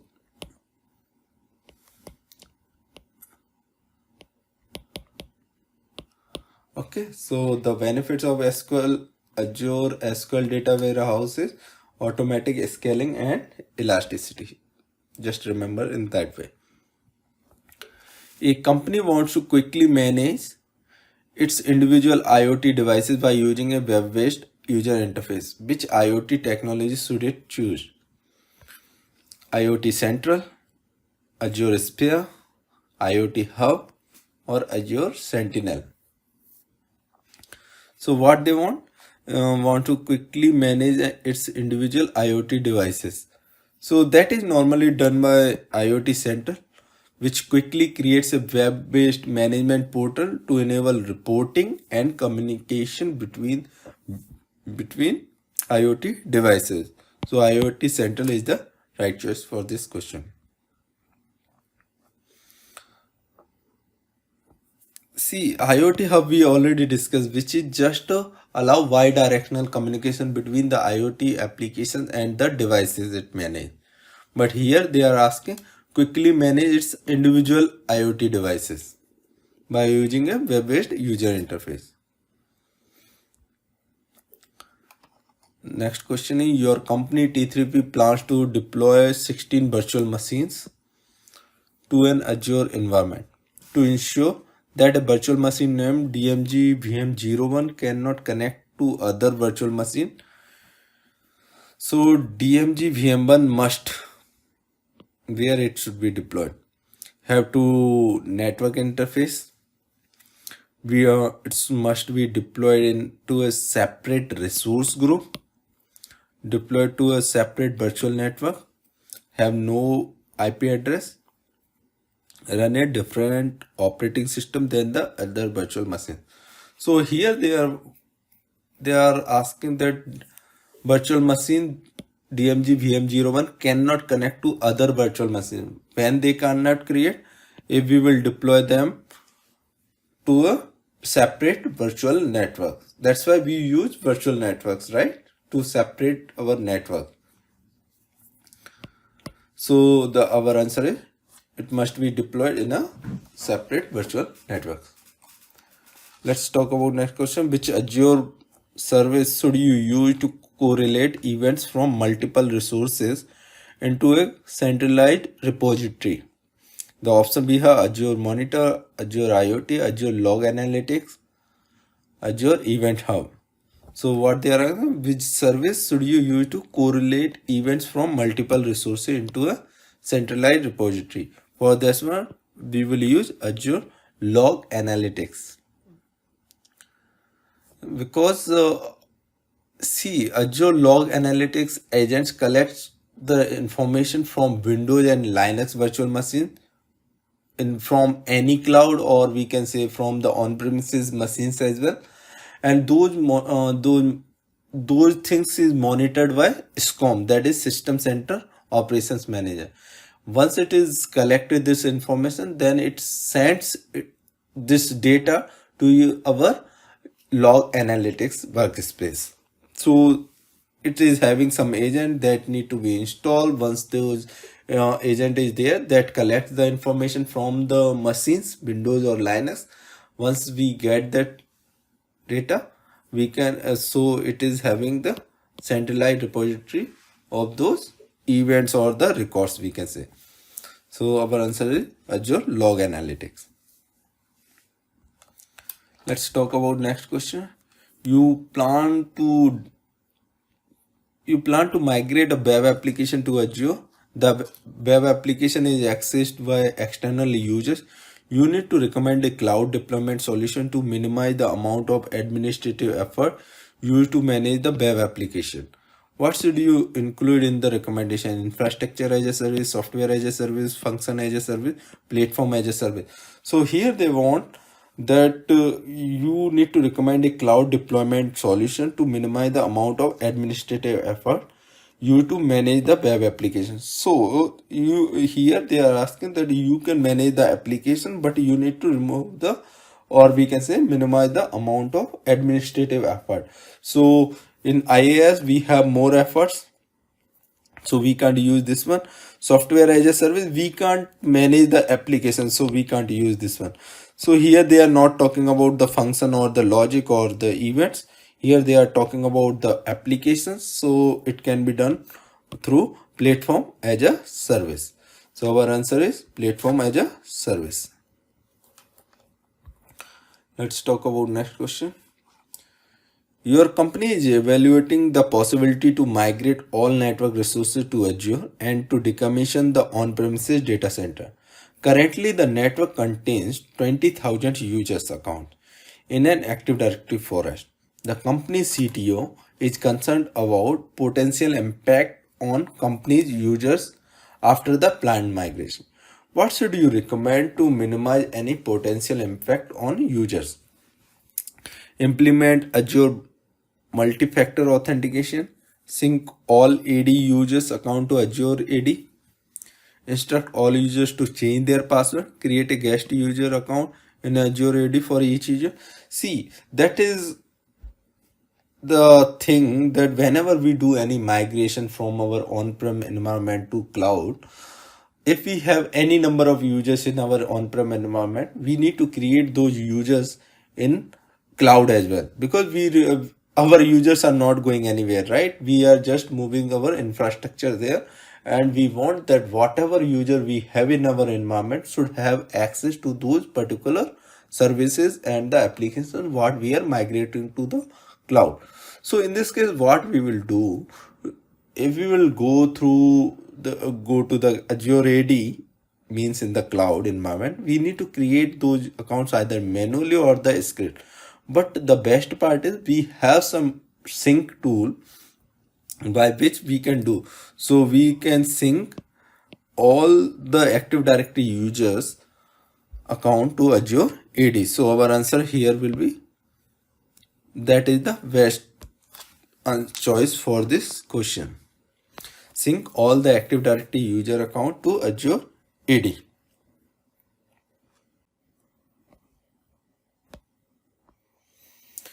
So let's talk about this question. Your company plans to migrate several web servers and several database servers to Azure. You need to recommend an Azure solution to limit the types of connection from web server to the database server. What should you include in the recommendation? Network security group, Azure Service Bus, a local network gateway, a root filter. So in this case, what they want, you need to recommend an Azure solution to limit the types of connection from web server to the database server. So in this case, we will use the network security group. Let's talk about next question.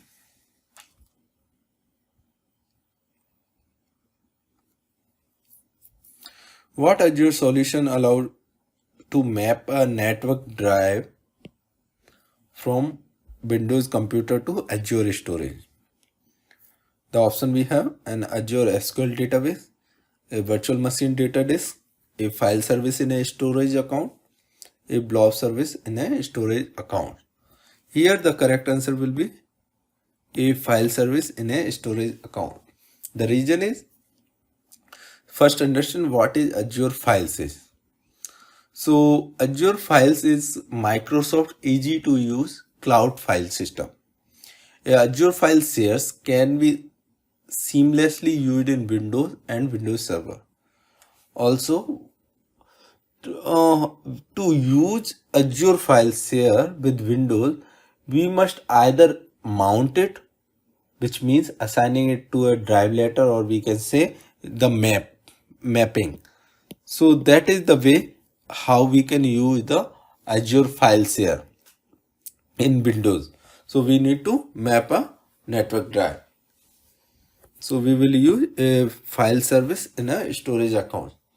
So why I am explaining this much? Because it will help you to remember these questions, because whenever we go for the exam, sometimes we forget what exactly it is looking for. So whenever you get such kind of question, then you will remember this thing. Okay, so whenever we need to map a network drive, we will use a file service in a storage account.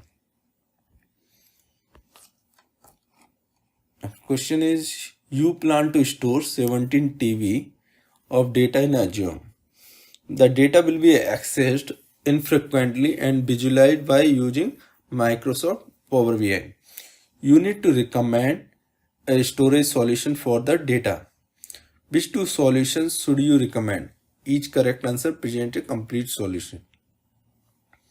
The option we have: Azure Cosmos DB, Azure SQL Database, Azure Synapse, that is earlier it is known as Azure SQL Data Warehouse, Azure Data Lake. So you need to recommend a storage solution for the data. See, you plan to store 17 TB of data in Azure. The data will be accessed infrequently. So in this case, we will use Azure Data Lake and Azure SQL Data Warehouse, that is known as Azure Synapse.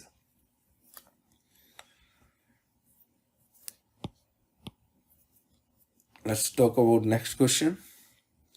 Which of the following give all Azure customers a chance to test the beta and other pre-release features? So in the option we have, it is in general availability, public preview, general preview, private preview. So whenever we Azure launch any service, it should be part of one of the preview. Okay, once it is previewed, then testing need to be done. Once it is done, then it will come into general availability. So let's understand what these means is. Okay, so when we will say the service is in general availability, a service is in general availability means that it has passed the beta phase and is now production ready. When this is production ready, okay, just understand in this way: production ready. If we will talk about the preview, private preview is whenever customer needs to request to use it. Okay, so private preview is not available for all the customer. It is for available for individual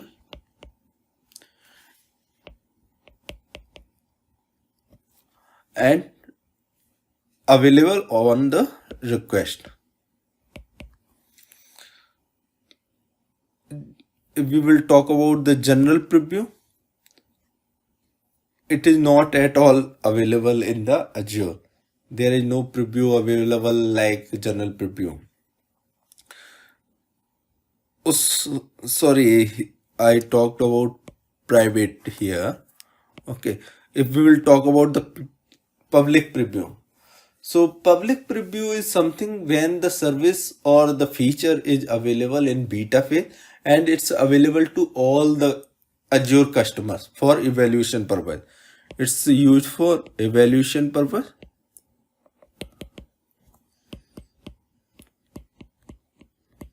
and available for all users.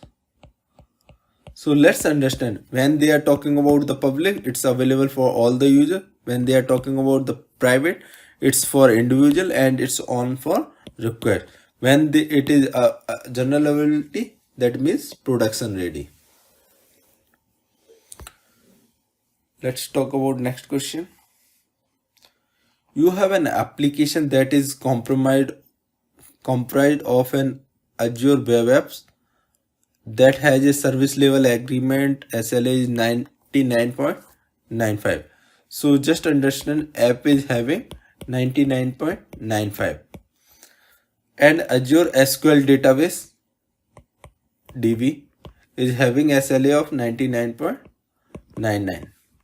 Now the statement they are giving, the composite SLA for the application is the average of both SLA, that is 99.97. Average they are giving, okay, 99.97. Is this correct? The option is no change is needed, that is not. The lowest SLA associated with the application is 99.95. Highest SLA associated with the application, which is 99.99%, multiplying both SLAs, which is 99.94%. So the thing is, if we want to calculate, see, for our application, whenever we go with the service with Azure, we have certain services, right?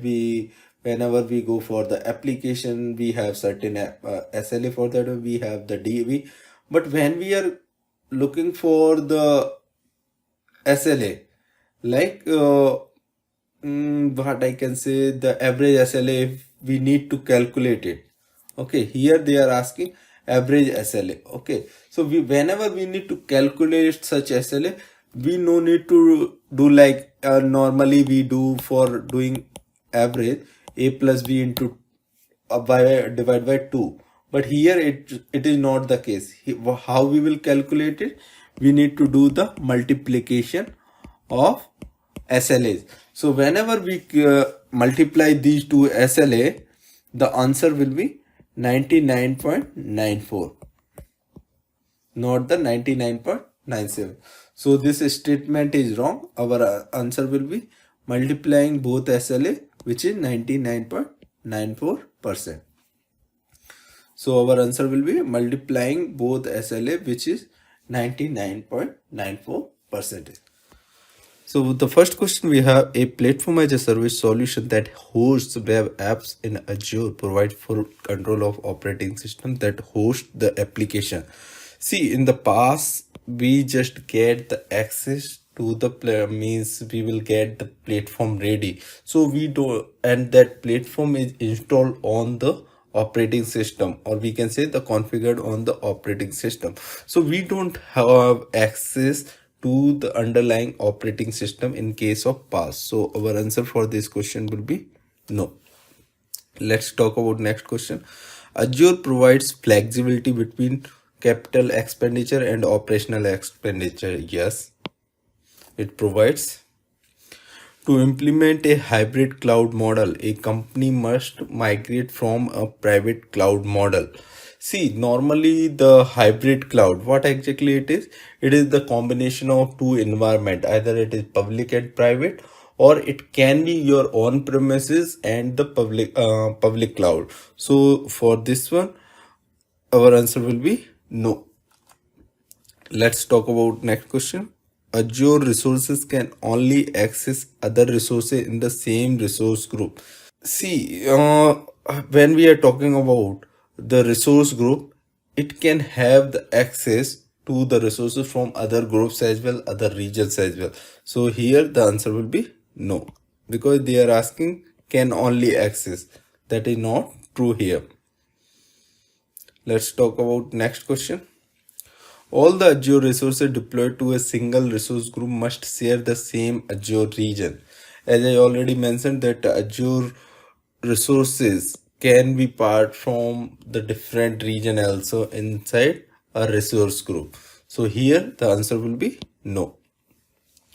Let's talk about next question. Azure Advisor provides recommendation on how to improve the security of Azure Active Directory. See, Azure Advisor help us to share or recommend us to save the cost of your environment. Also, if they require any kind of improvement, which we can do, means in terms of cost wise, it helps us in that way. But when we are talking about the Azure AD, it's not help us to improve the security of Azure AD. So here the answer will be no. The next question. Data that is copied to an Azure storage account is maintained automatically in at least 3 copies. Okay, so just understand what happens when we store the data. Okay, so whenever we create any service or we copy the data, okay, so it will go in one AD. Okay, so inside one AD already there are 3 FDs are there, so at least 3 copy it will create. So the answer for this one will be yes. Here I am talking about the agent, means the availability zone. In Oracle Cloud we know as availability domains, but in Azure it is availability zone. And there in Oracle Cloud it's like fault domain. Here it is here also we known as fault domain inside the availability zone. So we have 3 copies of that one. So let's talk about next question. Only virtual machine that run Windows Server can be created in availability zone. That's not true, right? We can create other type of resources as well. Next question. If you implement the security recommendation provided by Azure Advisor, your company's security score or secure score will decrease. See, that's not true. Whenever we got the recommendation, here they are talking about the general security recommendation. In earlier question, they were talking about the security of Azure AD. That is not recommended by Azure Advisor, but in general security, or we can say the cost will be recommended by the Azure Advisor. It can help us to improve the cost and the security of our Azure environment. So here what they are asking, that if we will implement the security recommendation provided by Azure Advisor, our secure score will decrease. No, when we will improve our security, definitely it will increase, not decrease. So the answer here will be no. is network security group will encrypt all the network traffic sent from Azure to internet. See, that's not true because energy used to control the traffic through the port. Okay, so port control we can say uh, when we are talking about the energy. And let's understand firewall as well. Sometimes we get to question on that also. So firewall help us to control the traffic for from the known IP address, or we can say the known domain that we can configure in firewall. When we are talking about the energy, it works like a firewall, but it controls the port. Next question. See here I marked no, I no wrong, but the that is the correct answer which I told. So next question is from Azure Service Health. An administrator can create a rule to be alerted if an Azure service fails. Yes, that we can configure it. Whenever any service get failed, we should get the communication, and we can configure the preferred communication channel as well. So the answer is yes. Next question. Identity is stored in Azure AD, third party cloud service, or on premises Active Directory can be used to access the Azure resources. Yes, that's true. We can access the resources. Next question. Each Azure subscription can be managed by using the Microsoft accounts only. That's not true. We can manage the subscription with other accounts as well. Next question. Azure services in public preview can be used in production environment. Yes, when the service comes, see, so we can do yes here. And let's understand what kind of preview we have. We have private preview. Then we have the public. Then we have general availability. Okay, we know as GA as well. So first the service comes in private model where any particular user or someone can request to test the services, or okay, once they are good with this one, then this service will come to public preview. In that one, this service is available for all the users. We can say it is a beta version of the services. Once that pass the beta version and everything is satisfactory, then this service will come into general availability. So here they ask that can be used. So can be, yes, public, these two can be used as a production one. Next, a premier support plan can only be purchased by companies that have an enterprise agreement. Okay, so the answer is yes. The premier support is available for the enterprise agreement. Azure services in public preview can be managed only by using the Azure CLI. So that's not true because we can access the resources in public preview or the services through the portal as well. Next question. An Azure free account has a limit for the amount of data that can be uploaded to Azure. That's true because free account always has a spending limitation and the data uploading limitation. Next question.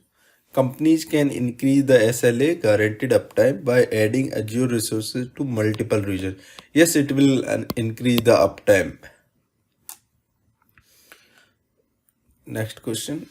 When you use a general purpose V2 Azure storage account, you are only charged for the amount of data that is stored. All read and write operations are free. See, this general purpose version 2 storage account is used normally for IOPS intensive applications, okay, where we are talking about the input output per seconds. Okay, so in that case these read write is operations are too much and it's not free, so our answer will be no. Next question. A platform as a service solution that hosts web application in Azure provide to scale the platform automatically. Yes, that's true. Next question. If you create two Azure virtual machines that use the B2S size, this size can be anything, okay? So each virtual machine runtime always generate the same monthly cost. See, there are multiple factor on which the cost is generated, okay? That's not depend on the initial size what we configure. There are storage attached with the virtual machine that also increase the cost or vary the cost, we can say. Also the read write operation where we are copying the data or from where we are replicating the data, okay, so that also involves the cost because ingress or egress data transfer is there, so that also involves the cost. So here always generate the same monthly cost, that is no. Next question. A company can extend the computing resources of its internal network by using the public cloud. Yes, that is true. So our answer is yes. Next question.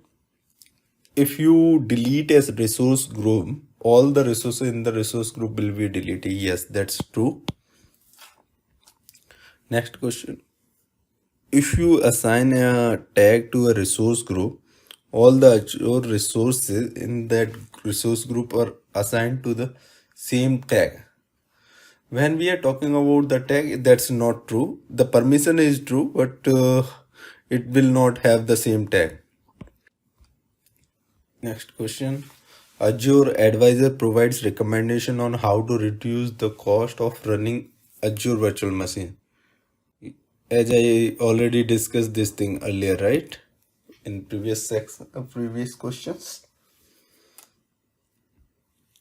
All data that is copied to an Azure storage account is backed up automatically to another Azure data center. That's not true actually. So if you want a backup copy, okay, so then you need to create a separate Azure storage account. Then we can get perform the backup of that one. It don't happen automatically.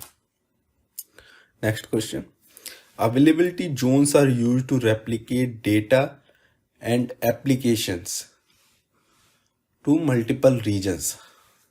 That's not true because availability zones are used to replicate data within the region, not outside region. Next question. Because here they were talking about the multiple regions. To maintain Microsoft support, you must implement the security recommendation provided by Azure Advisor within a period of 30 days. See, when we are talking about the maintain Microsoft support, it doesn't matter if we will implement that recommendation or not. It's up to you, us, right? So the answer will be no. Let's talk about next question. Azure virtual machine that run Windows Server 2016 can encrypt the network traffic sent from the virtual machine to a host on the internet. As in my part 5, I already discussed this question. The answer is for this one is no. Because by default it's not available, but we can configure with some other services involvement. Next question. From Azure Service Health, an administrator can prevent a service failure from affecting a specific virtual machines. See, the answer for this one is no. The reason is we can get the alerts on that one, and also we can with the help of that one we can do, but we can't prevent the service failure. If it will happen, we can get the communication. It is just a monitoring thing, so it can recommend, okay, this here we can get the failure. If we, it's good that if we configure the solution or we can mitigate the risk at early stage, so it will not fail, but it can't prevent it honestly. Next question. Azure has built-in authentication and authorization services that provide secure access to Azure resources. Yes, that is true. Azure has the built-in authentication and authorization service. Authentication do the validation of the credential. Authorization checks if you have the access or the permission to access the resources. An Azure resource group contains multiple Azure subscription. That's not true. It can create the resource. It can contain the resource and not the Azure subscription. But an Azure account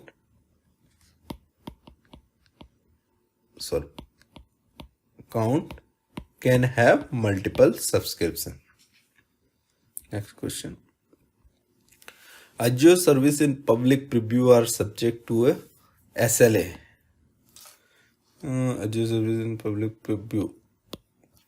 See, this question, that is not true, because public preview are subject to SLA. That's not true. Uptime is the subject to a SLA.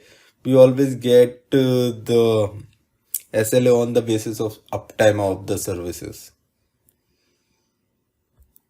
Next question. Support from MSDN forum only provided to companies that have a pay-as-you-go subscription. See, this is common platform. Okay, so that's not true. Next question. The cost of an Azure service in private preview decrease when the services become generally available. That's not true. It is having the same cost what we are getting in private preview.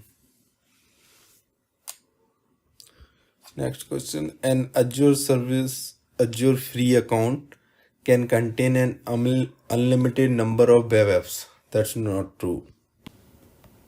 So that's not true. So the thing is, we always have the limitation on web application, how many number of web application we can configure in free account, and we have limitation with the number of virtual machine, hours runtime of virtual machine, and the data sizes and all. So we have multiple limitation if we will talk about. Let's see the next question. Companies can increase the SLA guaranteed uptime by purchasing multiple subscriptions. See, multiple subscription can't help in that case. Multiple regions, if we will configure our services, that can help, but not the multiple subscription. Next question. Transferring data between Azure storage account in different Azure region is free. That's not true. If we will moving our data from one region to other region, that's all depend on the location where we are moving. So it's not free, it's chargeable in Azure.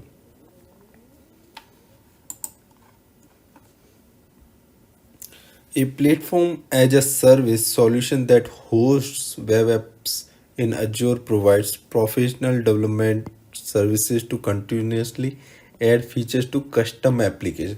See, we just get the platform with the under platform as a service. We don't get such service from the professional developer from the Microsoft, or we don't get any additional feature. That up to us how we want to configure, how we can develop, how we want to develop our application. So that's not true. Next question. When an Azure virtual machine is stopped, you continue to pay storage cost associated to the virtual machine. Yes, that's true. Because if even the virtual machine, if we have any virtual machine in Azure, if we stop that one, but still we need to pay for the storage what it is attached with that one, because that is occupying the resources on Azure. So whenever they get something, means your resources are occupying their space, then they charge it on the hourly basis. Next question. In a private cloud model, only guest users at your company can access the resources in the cloud. That's not true. Next question. A resource group can contain resources from multiple Azure regions. Yes, that's true, that I already discussed with you. If you set permission to a resource group, all the Azure resources in that resource group inherit the permission. Yes, that's true. Whatever permission you will put on resource group, inside whatever resource or service we have, it will be forced to that one. Next question is, Azure Advisor provides recommendation on how to configure the network setting on your Azure virtual machine. That's funny question. So that's not true. It is just a recommend that where you can save the money from the running virtual machine or the security of your overall Azure environment. Let's see the next question. If you have Azure resources deployed to every region, you can implement availability zones in all the regions. That's not true. The region is somewhere we have the multiple availability zones, somewhere we don't have. Even some regions we will have only one availability zones. So similarly, we can't get it. Next question. Azure Advisor can generate a list of Azure virtual machines that are protected by Azure backup. That's not true. So the answer is no. Azure Firewall will encrypt all the network traffic sent from Azure to the internet.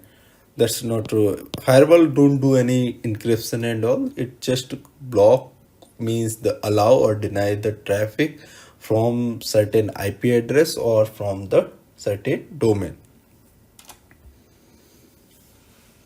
Next question. From Azure Service Health, an administrator can view the health of all the services deployed to an Azure environment and all the other services available in Azure. See, yes, that's like a health monitoring service. So we can get the health report of all the resources deployed in our Azure environment. Next question. Authorization to access Azure resources can be provided only to Azure Active Directory users. That's not true. Next question. Each Azure subscription can contain multiple account administrator. Yes, that's true. We can share our subscription with our colleague and all, because we all can we access that particular. Next question. An Azure service in private preview must be accessed by using a separate Azure portal. That's not true. We will have the same portal to access the private services, means public preview services, general availability services. Next question. A standard support plan is included in an Azure free account. That's no, because they don't provide an standard support plan with the free Azure account.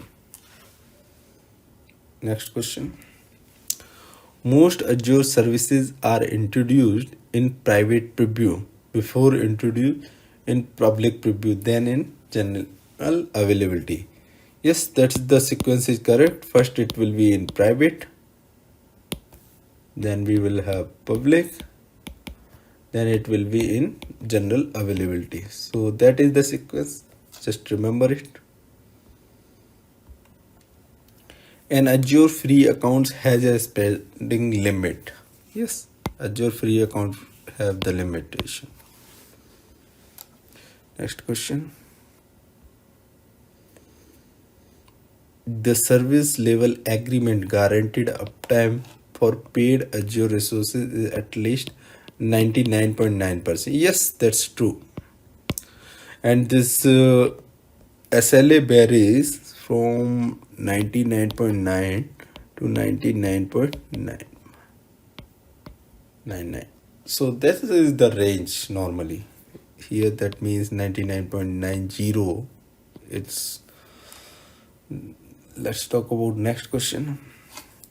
Storing 5 TB of data in Azure Blob Storage will always cost the same, regardless of the Azure region in which the data is located. See, as I already mentioned, it's all depend on the location, so we will not have the same cost. So the answer for this question is no. So first question we have, it is a situation based question. Let's see what we have. You have an on-prem network that contains 250 servers.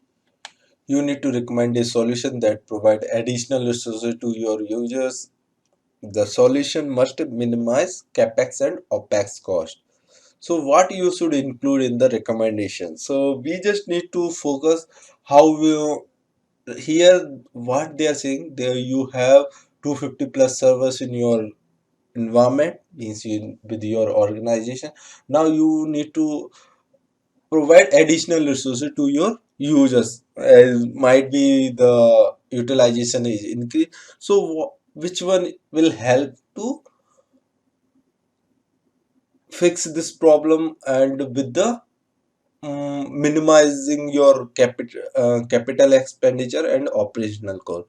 So the option we have a complete migration to the public cloud, an additional data center, a private cloud, a hybrid cloud. If you see all three, first three will consume more cost. Hybrid cloud will be the only option which will help you to minimize your capex and opex, and also it will provide additional resources. So 250 servers are running there, you can add new servers in Azure and provide the proper connectivity there. So our answer is hybrid cloud. Next question we have, you need to identify the type of failure for which an availability Azure availability zone can be used to protect access to Azure services. What should you identify? A physical server failure, Azure region failure, a storage failure, and Azure data center failure. So our availability zone is used when we get data center failure. So it protect that one. So our answer is Azure data center failure. Next question we have, it's a situation based question. First go through the situation. You have an on-prem application that sends email notification automatically based on a rule. You plan to migrate the application to Azure. You need to recommend a serverless computing solution for the application. What should you include in the recommendation? So whenever this serverless computing part comes, as I already mentioned during the discussion or the concept, that event driven, logic driven, or serverless, where we no need to bother about that. So here our answer is logic app. Next is your company plans to automate the deployment of servers to Azure. Your manager is concerned that you may expose administrative credential during the deployment. You need to recommend a Azure solution that encrypt the administrative credential during the deployment. So what should you include in the recommendation? Azure Key Vault, Azure Information Protection, Azure Security Center, Azure Multi-Factor Authentication. So here our answer is Azure Key Vault, that is used to encrypt keeping your password, credentials, certificates. So Azure Key Vault is used for that.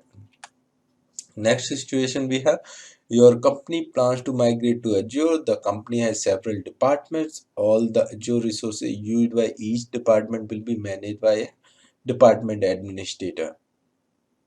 You need to recommend an Azure deployment that provide the ability to segment Azure for the departments. So here they are saying that they have several departments and each department is managed by department administrator. So we need to provide a solution which segment the Azure for these department. So we have multiple subscription, multiple Azure AD, then multiple region, multiple resource group. So multiple subscription and multiple resource groups help us to segregate them. So we have these two answers here. Next situation we have, you need to ensure that when Azure AD user connect to Azure AD from the internet by using an anonymous IP address. The user are prompted automatically to change their password. So in this question, which Azure service we need to use? So we have AD Connect Health, AD Privilege Identity Management, Azure Advanced Threat Protection, Azure AD Identity Protection. So for this protection, we will use AD Identity Protection. So this question is based on the migration where company want to migrate their on-prem network to cloud provider, and your network contains multiple servers or services. So the company plans to reduce the administrative responsibility of the network administrator. What exactly they want? Replacing field server hardware, backing up application data, managing physical server security, updating server operating system, managing permissions to shared document. The company plans to migrate several servers to Azure virtual machine. So what exactly we need to identify? You need to identify which administrative responsibility will be reduced after the planned migration. So the question is they want to reduce these all the administrative responsibility, but what exactly will be reduced? So once it is migrate to cloud, replacing field server hardware. So hardware will be taken care of by the cloud provider. So first is the answer. Then we need to choose to backing up application data. In this case, application data will be backup by yourself. Managing physical server security. So physical server security also will be taken care of by cloud provider. Updating server operating system, managing permission to share document, that is our responsibility. So cloud provider has G2 responsibility. Next question is based on the validation. We have one statement that we need to validate. Azure policies provide a common platform for deploying objects to cloud infrastructure and for implementing consistency across the Azure environment. So Azure policy defines some rules. On the basis of that you can restrict some actions, but it don't provide the consistency, that is for sure. So we have, if it this statement is correct, then we need to choose no changes needed, but I think this is not the correct statement, and the answer for this one is Azure Resource Manager template that help us to provide a common platform for deploying objects in our cloud provider. Next question we have situation based, where you plan to store 18 TB of data in Azure. That data will be accessed infrequently and visualized by using Microsoft Power BI. So you need to recommend a storage solution for the data. As you see, they are talking about 18 TB of data. Data is huge. Second thing, they need to use means visualize by using Microsoft Power BI, that is a analytics tool, right, to generate reports. After analyze, it will generate the report. So Azure Data Lake is used for analysis and prepare the reports that we already read in our concept. Then we will use Azure SQL Data Warehouse for huge data. Next situation we have, you plan to deploy a website to Azure. The website will be accessed by users worldwide and will host large video files. When we talk about large video files, and it will be accessed through website, right, to the end user. So as all we talked about the content delivery network there. So that is the best options here we have. Next question we have, your company plans to deploy several million sensors that will upload data to Azure. You need to identify which Azure resources must be created to support the plant solution. Which two Azure resources should you identify? Okay, so the thing is here, as we need to prepare the report, or we can say your company plans to deploy several millions sensors will upload data to Azure. So when they are talking about multiple means huge data that need to be checked, or we can say the analyze, then first we have the Azure data lake for that one. And whenever they are talking about the sensors, that means they are talking about the smart devices. Azure IoT Hub is the answer for that one. When we talk about the sensors or the smart devices, these services are used for that one. Next question we have: on the basis of situation, your Azure environment contains multiple Azure virtual machine. You need to ensure that virtual machine named VM0010 is accessible from the internet over HTTP. You modify an Azure firewall. So we need to ensure that it is accessible, and just let you know that Azure Firewall is used to manage the inbound and outbound connections. So the answer is correct. We need to validate this statement. An Azure service is available to all Azure customers when it is in public preview. So that statement is correct. So whenever your Azure service comes, when it is in private preview, it is specific to single customer. When it is in general, it is available for all the customers, also for the guest user. But when it is in public preview, it is only for the Azure customers.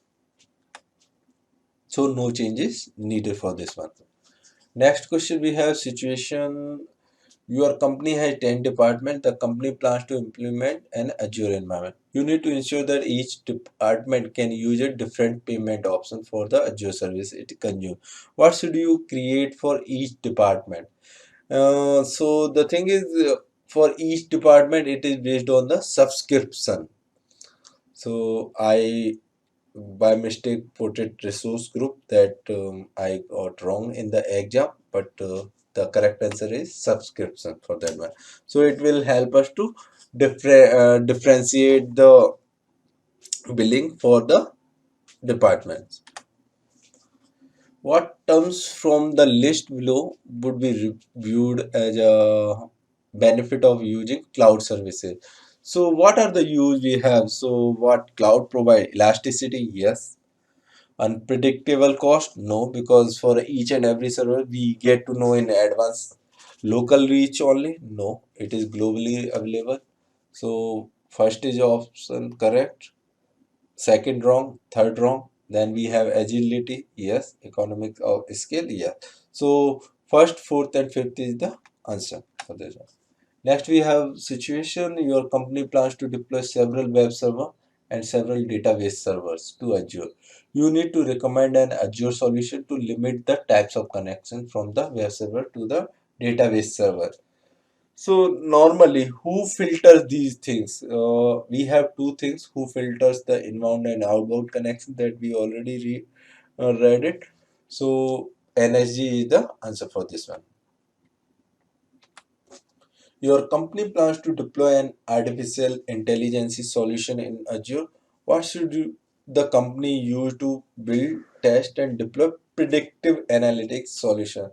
So AI used machine learning studio, as I already mentioned in the concept, that whenever we talk about the predictive analytics, means from the past experience we want to get data, then we will deploy it for future use.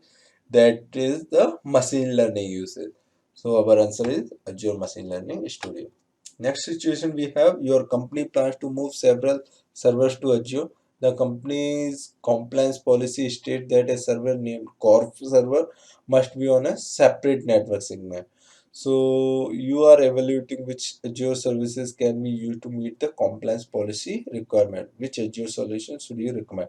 So we have few things here: a resource group for Corp server, another resource group for other server, a virtual network for core server and another virtual network for other, a VPN core servers, and virtual network gateway for other servers. Then we have one resource group for all the servers and resource log for the cursor. But here they want that it should be in different network segments. So it's our answer is second, that is a virtual network for core server and another virtual network for all other servers. Next situation we have, you have an Azure web app. You need to manage the settings of the web app from an iPhone. What are the two Azure management tools that you can use? So for iPhone, we have the Azure portal that will be accessible from the browser. And another we have the Azure Cloud Shell for that one. So these are the two options we have for iPhone. Next to statement we need to validate the statement is you have an application that is comprised of an Azure web app that has a SLA of 99.95% and an Azure SQL database that has SLA on 99.99%. The composite SLA for the application is the product of both SLA, which equals 99.94%. So we need to validate this thing that we have separate SLA for web application and separate SLA for database. But when we will composite, means we combine together, what will be our SLA will be. So easiest way to calculate it is just multiply both the SLA percentage, then you will get something like 9994000 something if you will multiply both the things. Then our we no need to no need to do every like adding both and divide by 2. It will not work like that way. It work like you just need to multiply both the SLA, you will get the composite SLA for that one. So that is the correct answer. If a resource group named RG10 has a delete lock, only a member of global administrator group can delete RG1.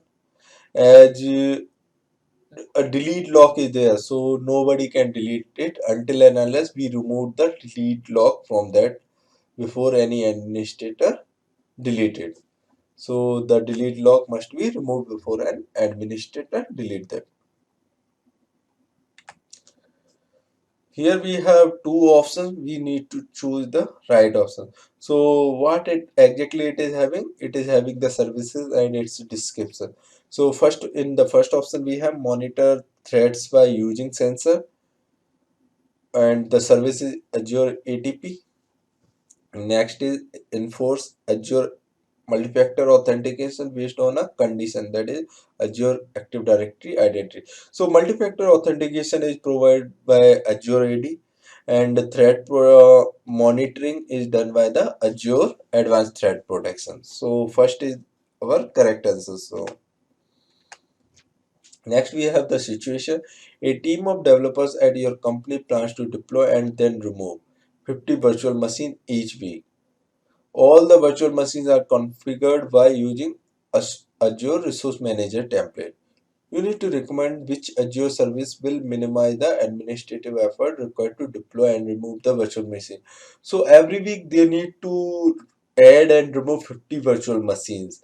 So as I mentioned, for testing purpose, we will use Azure Dev Test Lab that will help us to deploy and remove when we work on large number of machines. So Azure Dev Test Labs is the answer for this. Next question we have, you plan to deploy a critical line of business application to Azure. The application will run on Azure virtual machine. You need to recommend a deployment solution for the application. The solution must provide a guaranteed availability of 99.99%. So what is the minimum number of VM and minimum number of availability zone you should recommend for the deployment? In the first option we have one VM, one agent, two VM, two agent, one VM, two agent, two VM, one agent. So for 99.9%, it's better we provide the redundant solution on at both the stage. Like on the virtual machine side, we will should provide two virtual machine. If one go down, then other will take care. In the agent side also, it's better we will provide two agent. availability zone. So if one agent got down, then we will have the services up and running from the another agent. So our answer is second.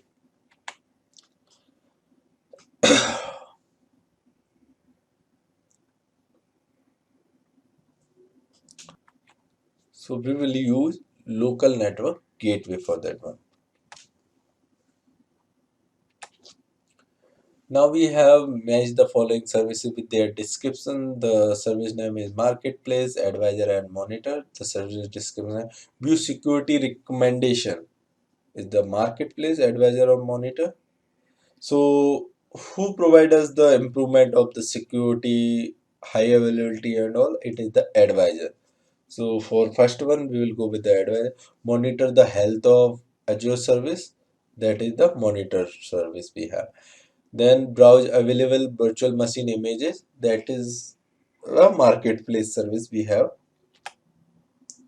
So this is the answer, correct answer for these.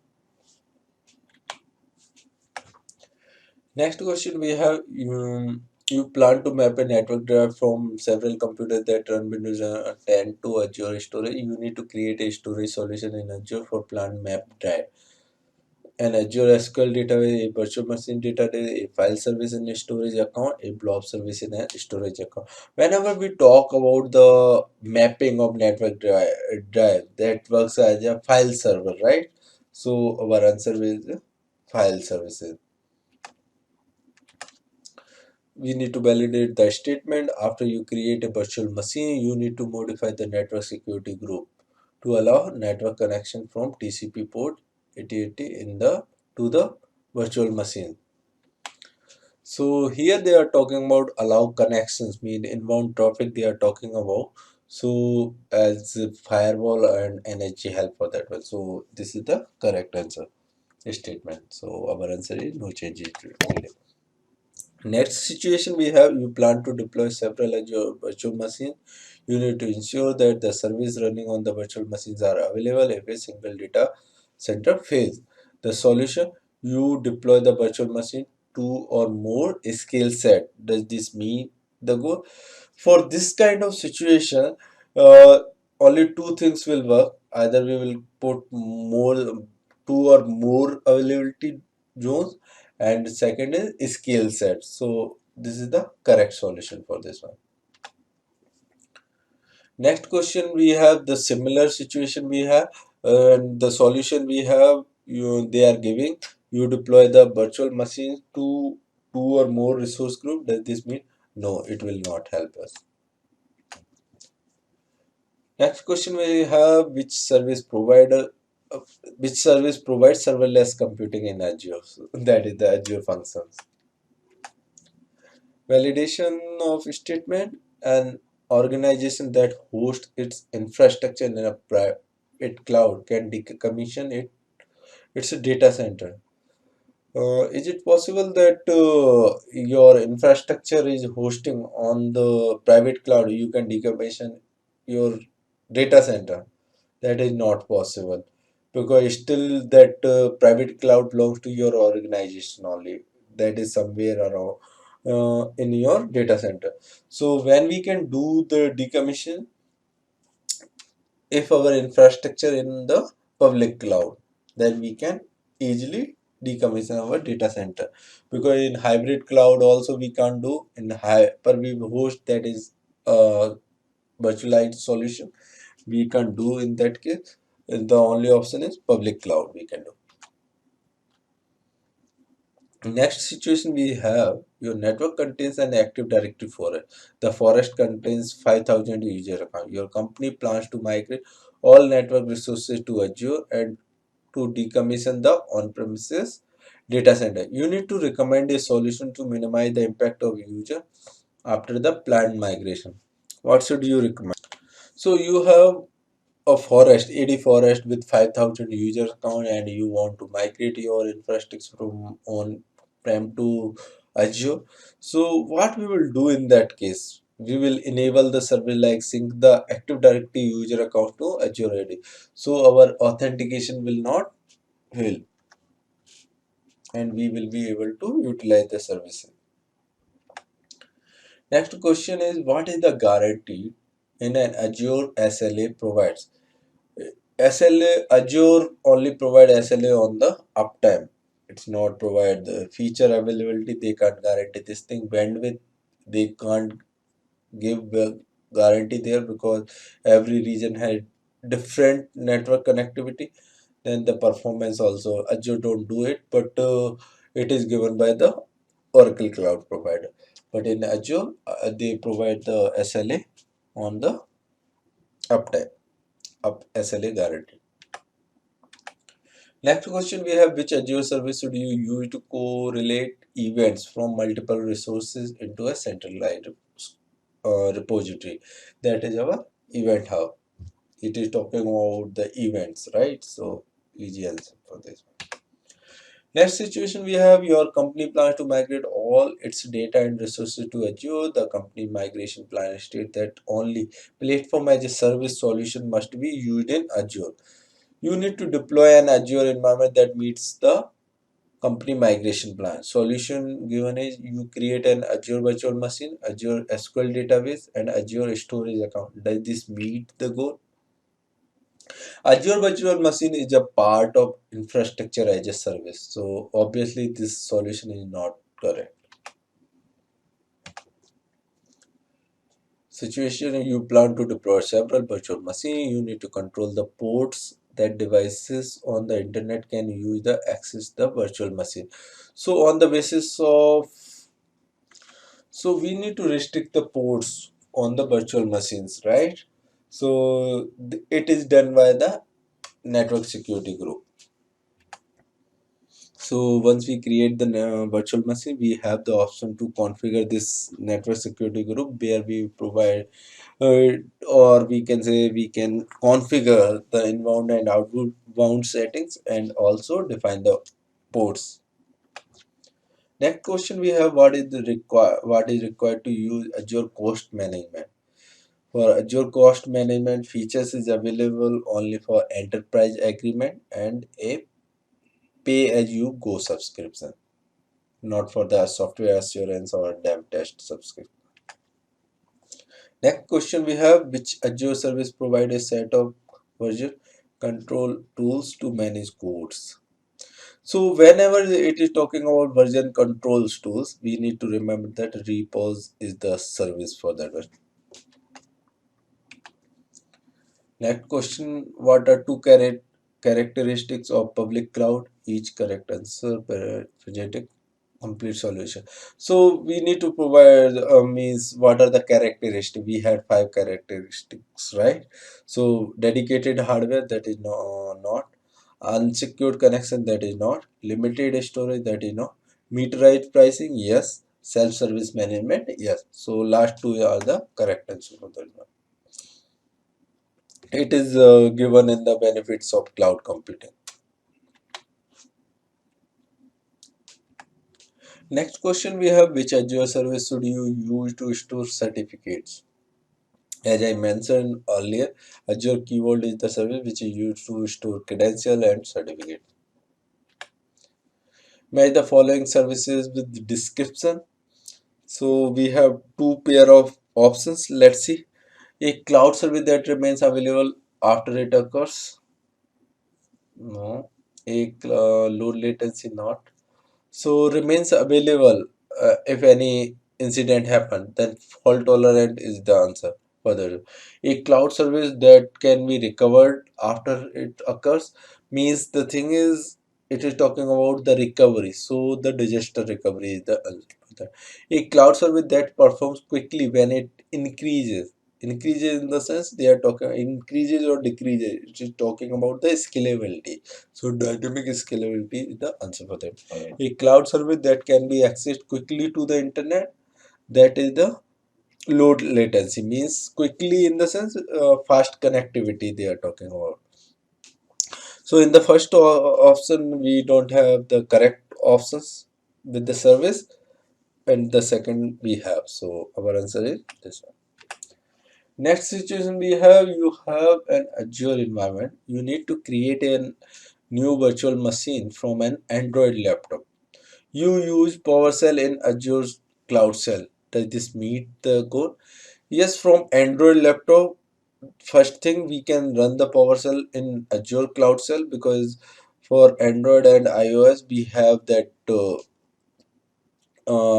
Azure Cloud Shell, and also we have the Azure portal. So inside Azure Cloud Shell we can run the PowerShell. Next, again we have the match the following Azure services to the correct definition.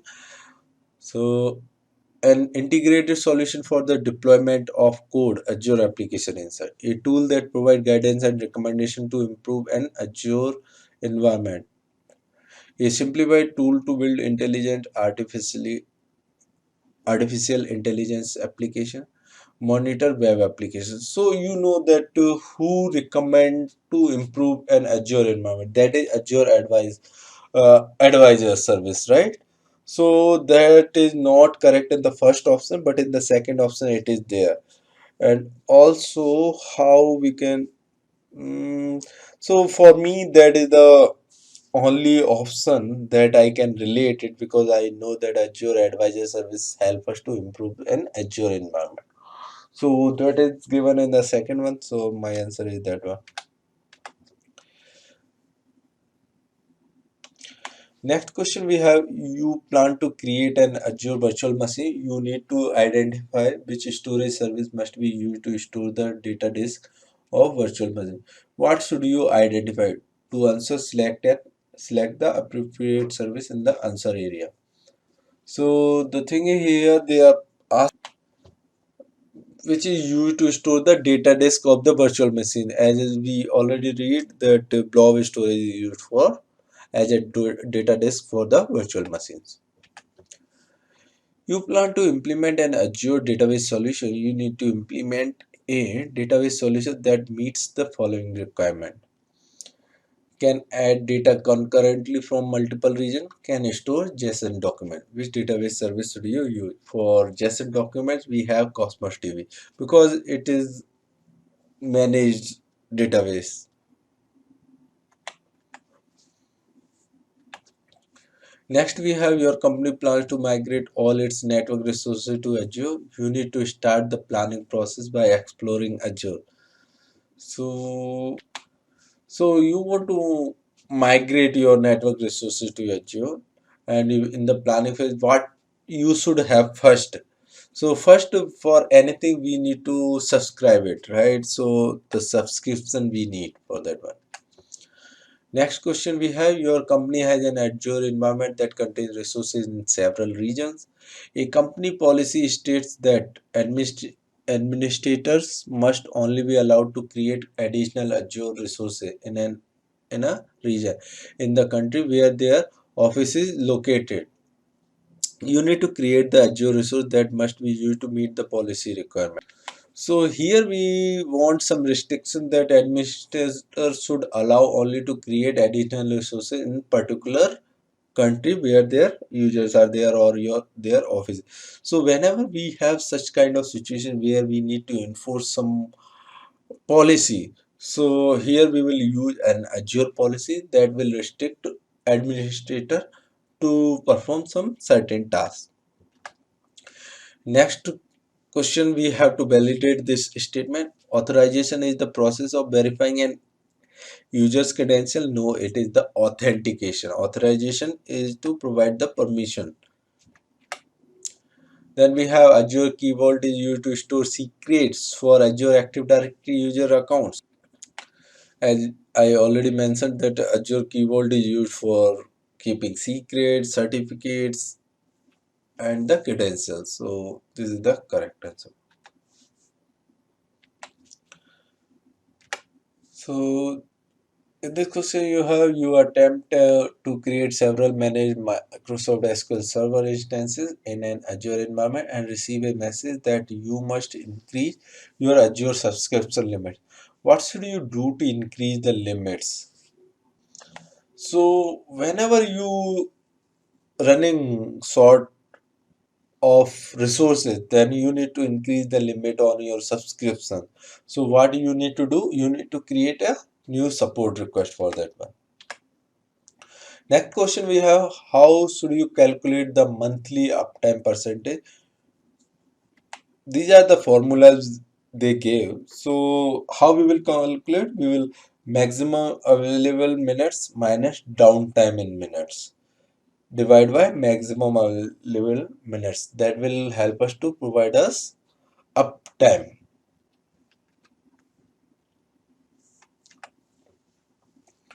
Next question we have, which of the following enterprise Azure support plans provide 24 by 7 access to technical support via email and phone?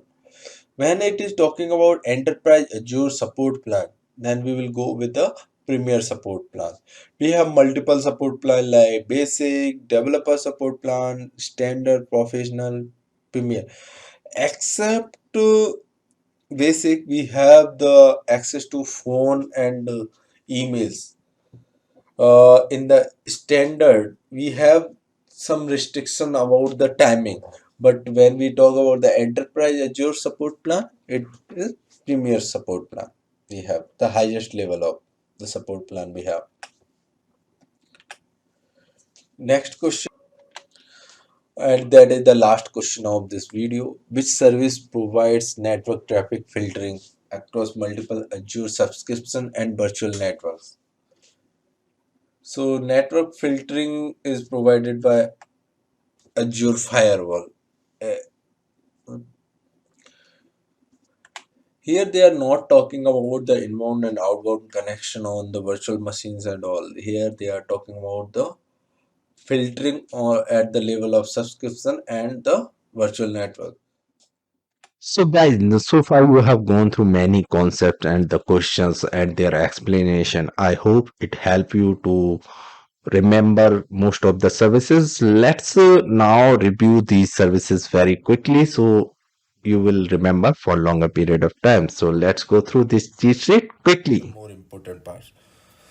So this is the slide which is talking about the Azure services which is offered by Azure in multiple categories. Like if we will talk about the compute, then we have container service, VM skill set, Azure Web, Dev Test Lab. There are many other compute services we have. Similarly, we have some services in developer.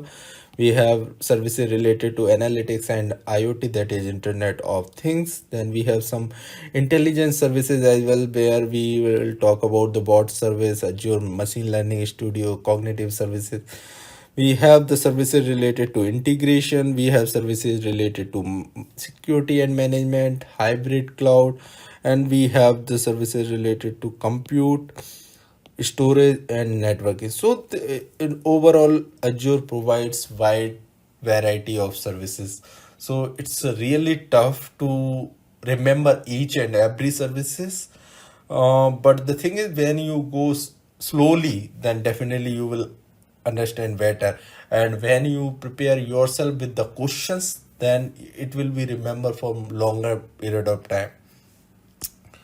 So, what about the cheat sheet? Cheat sheet is something like in a single slide you can cover the whole section. Like if we will talk about the compute services, in the compute services, we have these services available and these are explained in one liner.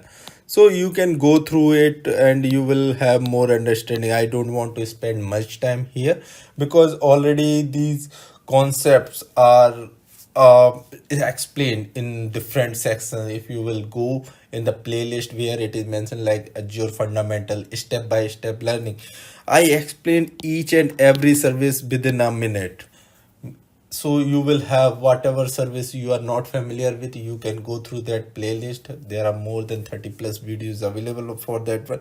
Also there are few videos available on each section, like there are 6 sections for this exam, right? So we have already prepared 3 videos on that one, and I'm also working on other 3 videos for those section. So there are multiple content available on my channel. You just go through the playlist, play around it and see what is useful for you. And these part series, the Azure Fundamental Exam series, will be helpful for your questionnaire to prepare more about it.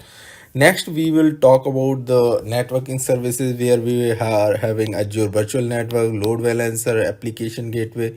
VPN gateway, DN, Azure DNS. So what actually you require for this question, this exam? What actually the services like Azure Virtual Network? What it do? It connects VM to incoming virtual network, private network connection. So similarly, you need to understand what Azure Load Balancer do, what Azure DNS do. Similarly, what is Azure DDoS, protection denial, distributed denial of service attacks. So how we can save it, or what exactly it is, what is the use of Azure Traffic Manager. So these all things you need to go through it, and you don't need to require to go in deeper, but to understand what exactly these services do. Similarly, in storage we have four services like Azure Blob Storage, Azure File Storage, Azure Queue, and Azure Table Storage. Next service we have database service. In the database service we have Cosmos DB, SQL database, database for MySQL, database for PostgreSQL, SQL Server for on VMs, Azure Cases for Redis, Azure database for MariaDB. So these all things you need to go through. In there are few important services as well, where normally any compute or any application, to run that one we require three core services. Those are network, compute, and storage. But the thing is, now we need to learn few more services which is comes under new cutting edge technology like machine learning, analytics, data science. So we have multiple services now. So if we will talk about the web services, we have Azure App Service, Notification Hub Service, API Management, Cognitive Search, Azure App Service, Signal R Service. And if we will go with AI, that is artificial intelligence, we have Azure Machine Learning Service and Azure Machine Learning Studio Service. Next, in IoT, we have three: IoT Central, IoT Hub, and IoT Edge Service. In big data, we have three: Azure Synapse Analytics, Azure HD Insight, Azure Databricks. So these two are Spark, Apache Spark based analytics service. Okay. So we have in DevOps, if we will talk about Azure DevOps service, Azure Dev Test Lab service. So whenever we need to create the test lab where every week we need to perform some testing with the high number of virtual machines, so this service helps in that way. So these why I gone through very fast, because I have already explained in other videos, so you can go through them just to save your time. I'm just skipping that part. Now let's talk about little bit about the important storage services. We have Azure Blob Storage, that is unstructured. That means in this type of storage we can have any kind of data like text, video, images, everything, and these objects is stored as a referred as a blob. That's why it's known as blob storage. If we will talk about Azure Data Lake storage, Azure Data Lake features allow you to perform analytics on your data usage and prepare reports. Data Lake is a large repository that stores both structured and unstructured data. If we will talk about the disk storage, it is the same storage. Whenever we create the virtual machine, along with that our data is stored in this disk. So it can be two types like HDD or SSD. So this is depend on the situation which type of disk you are using. So that is the disk storage we are having. If we will talk about important networking services, then first you will get most of the questions from network security group. That is part of network security. When we will use network security group, when we need to restrict traffic on the basis of port. So what it do? NSG allows or denies inbound network traffic to your Azure resources. So whenever they mention somewhere you need to restrict traffic from for data from database to HTTPS web server or some particular port, we will use network security group in that way. What is VPN gateway? VPN gateway is something like which connects your on-prem infrastructure to Azure through the VPN, through the software-defined services, we can say, in short. What is network latency? Network latency is something, the time which data takes to travel over the network. That is, so we always require low latency network. Next, we have what is the difference between load balancer and traffic manager. Traffic manager. So load balancer is something when you need to distribute traffic within the same region to different sources. Then we use load balancer. And what is the traffic manager? When we need to distribute traffic between the regions, in short, to understand that thing. So we use traffic managers. So these are the tricks, or we can say the tips, which will help you for your exam. So guys, that's it in this course. I hope this course help you to learn and prepare for your exam, for your technical discussion and interviews. If you want to learn more, then you can connect with me. Keep learning, keep signing.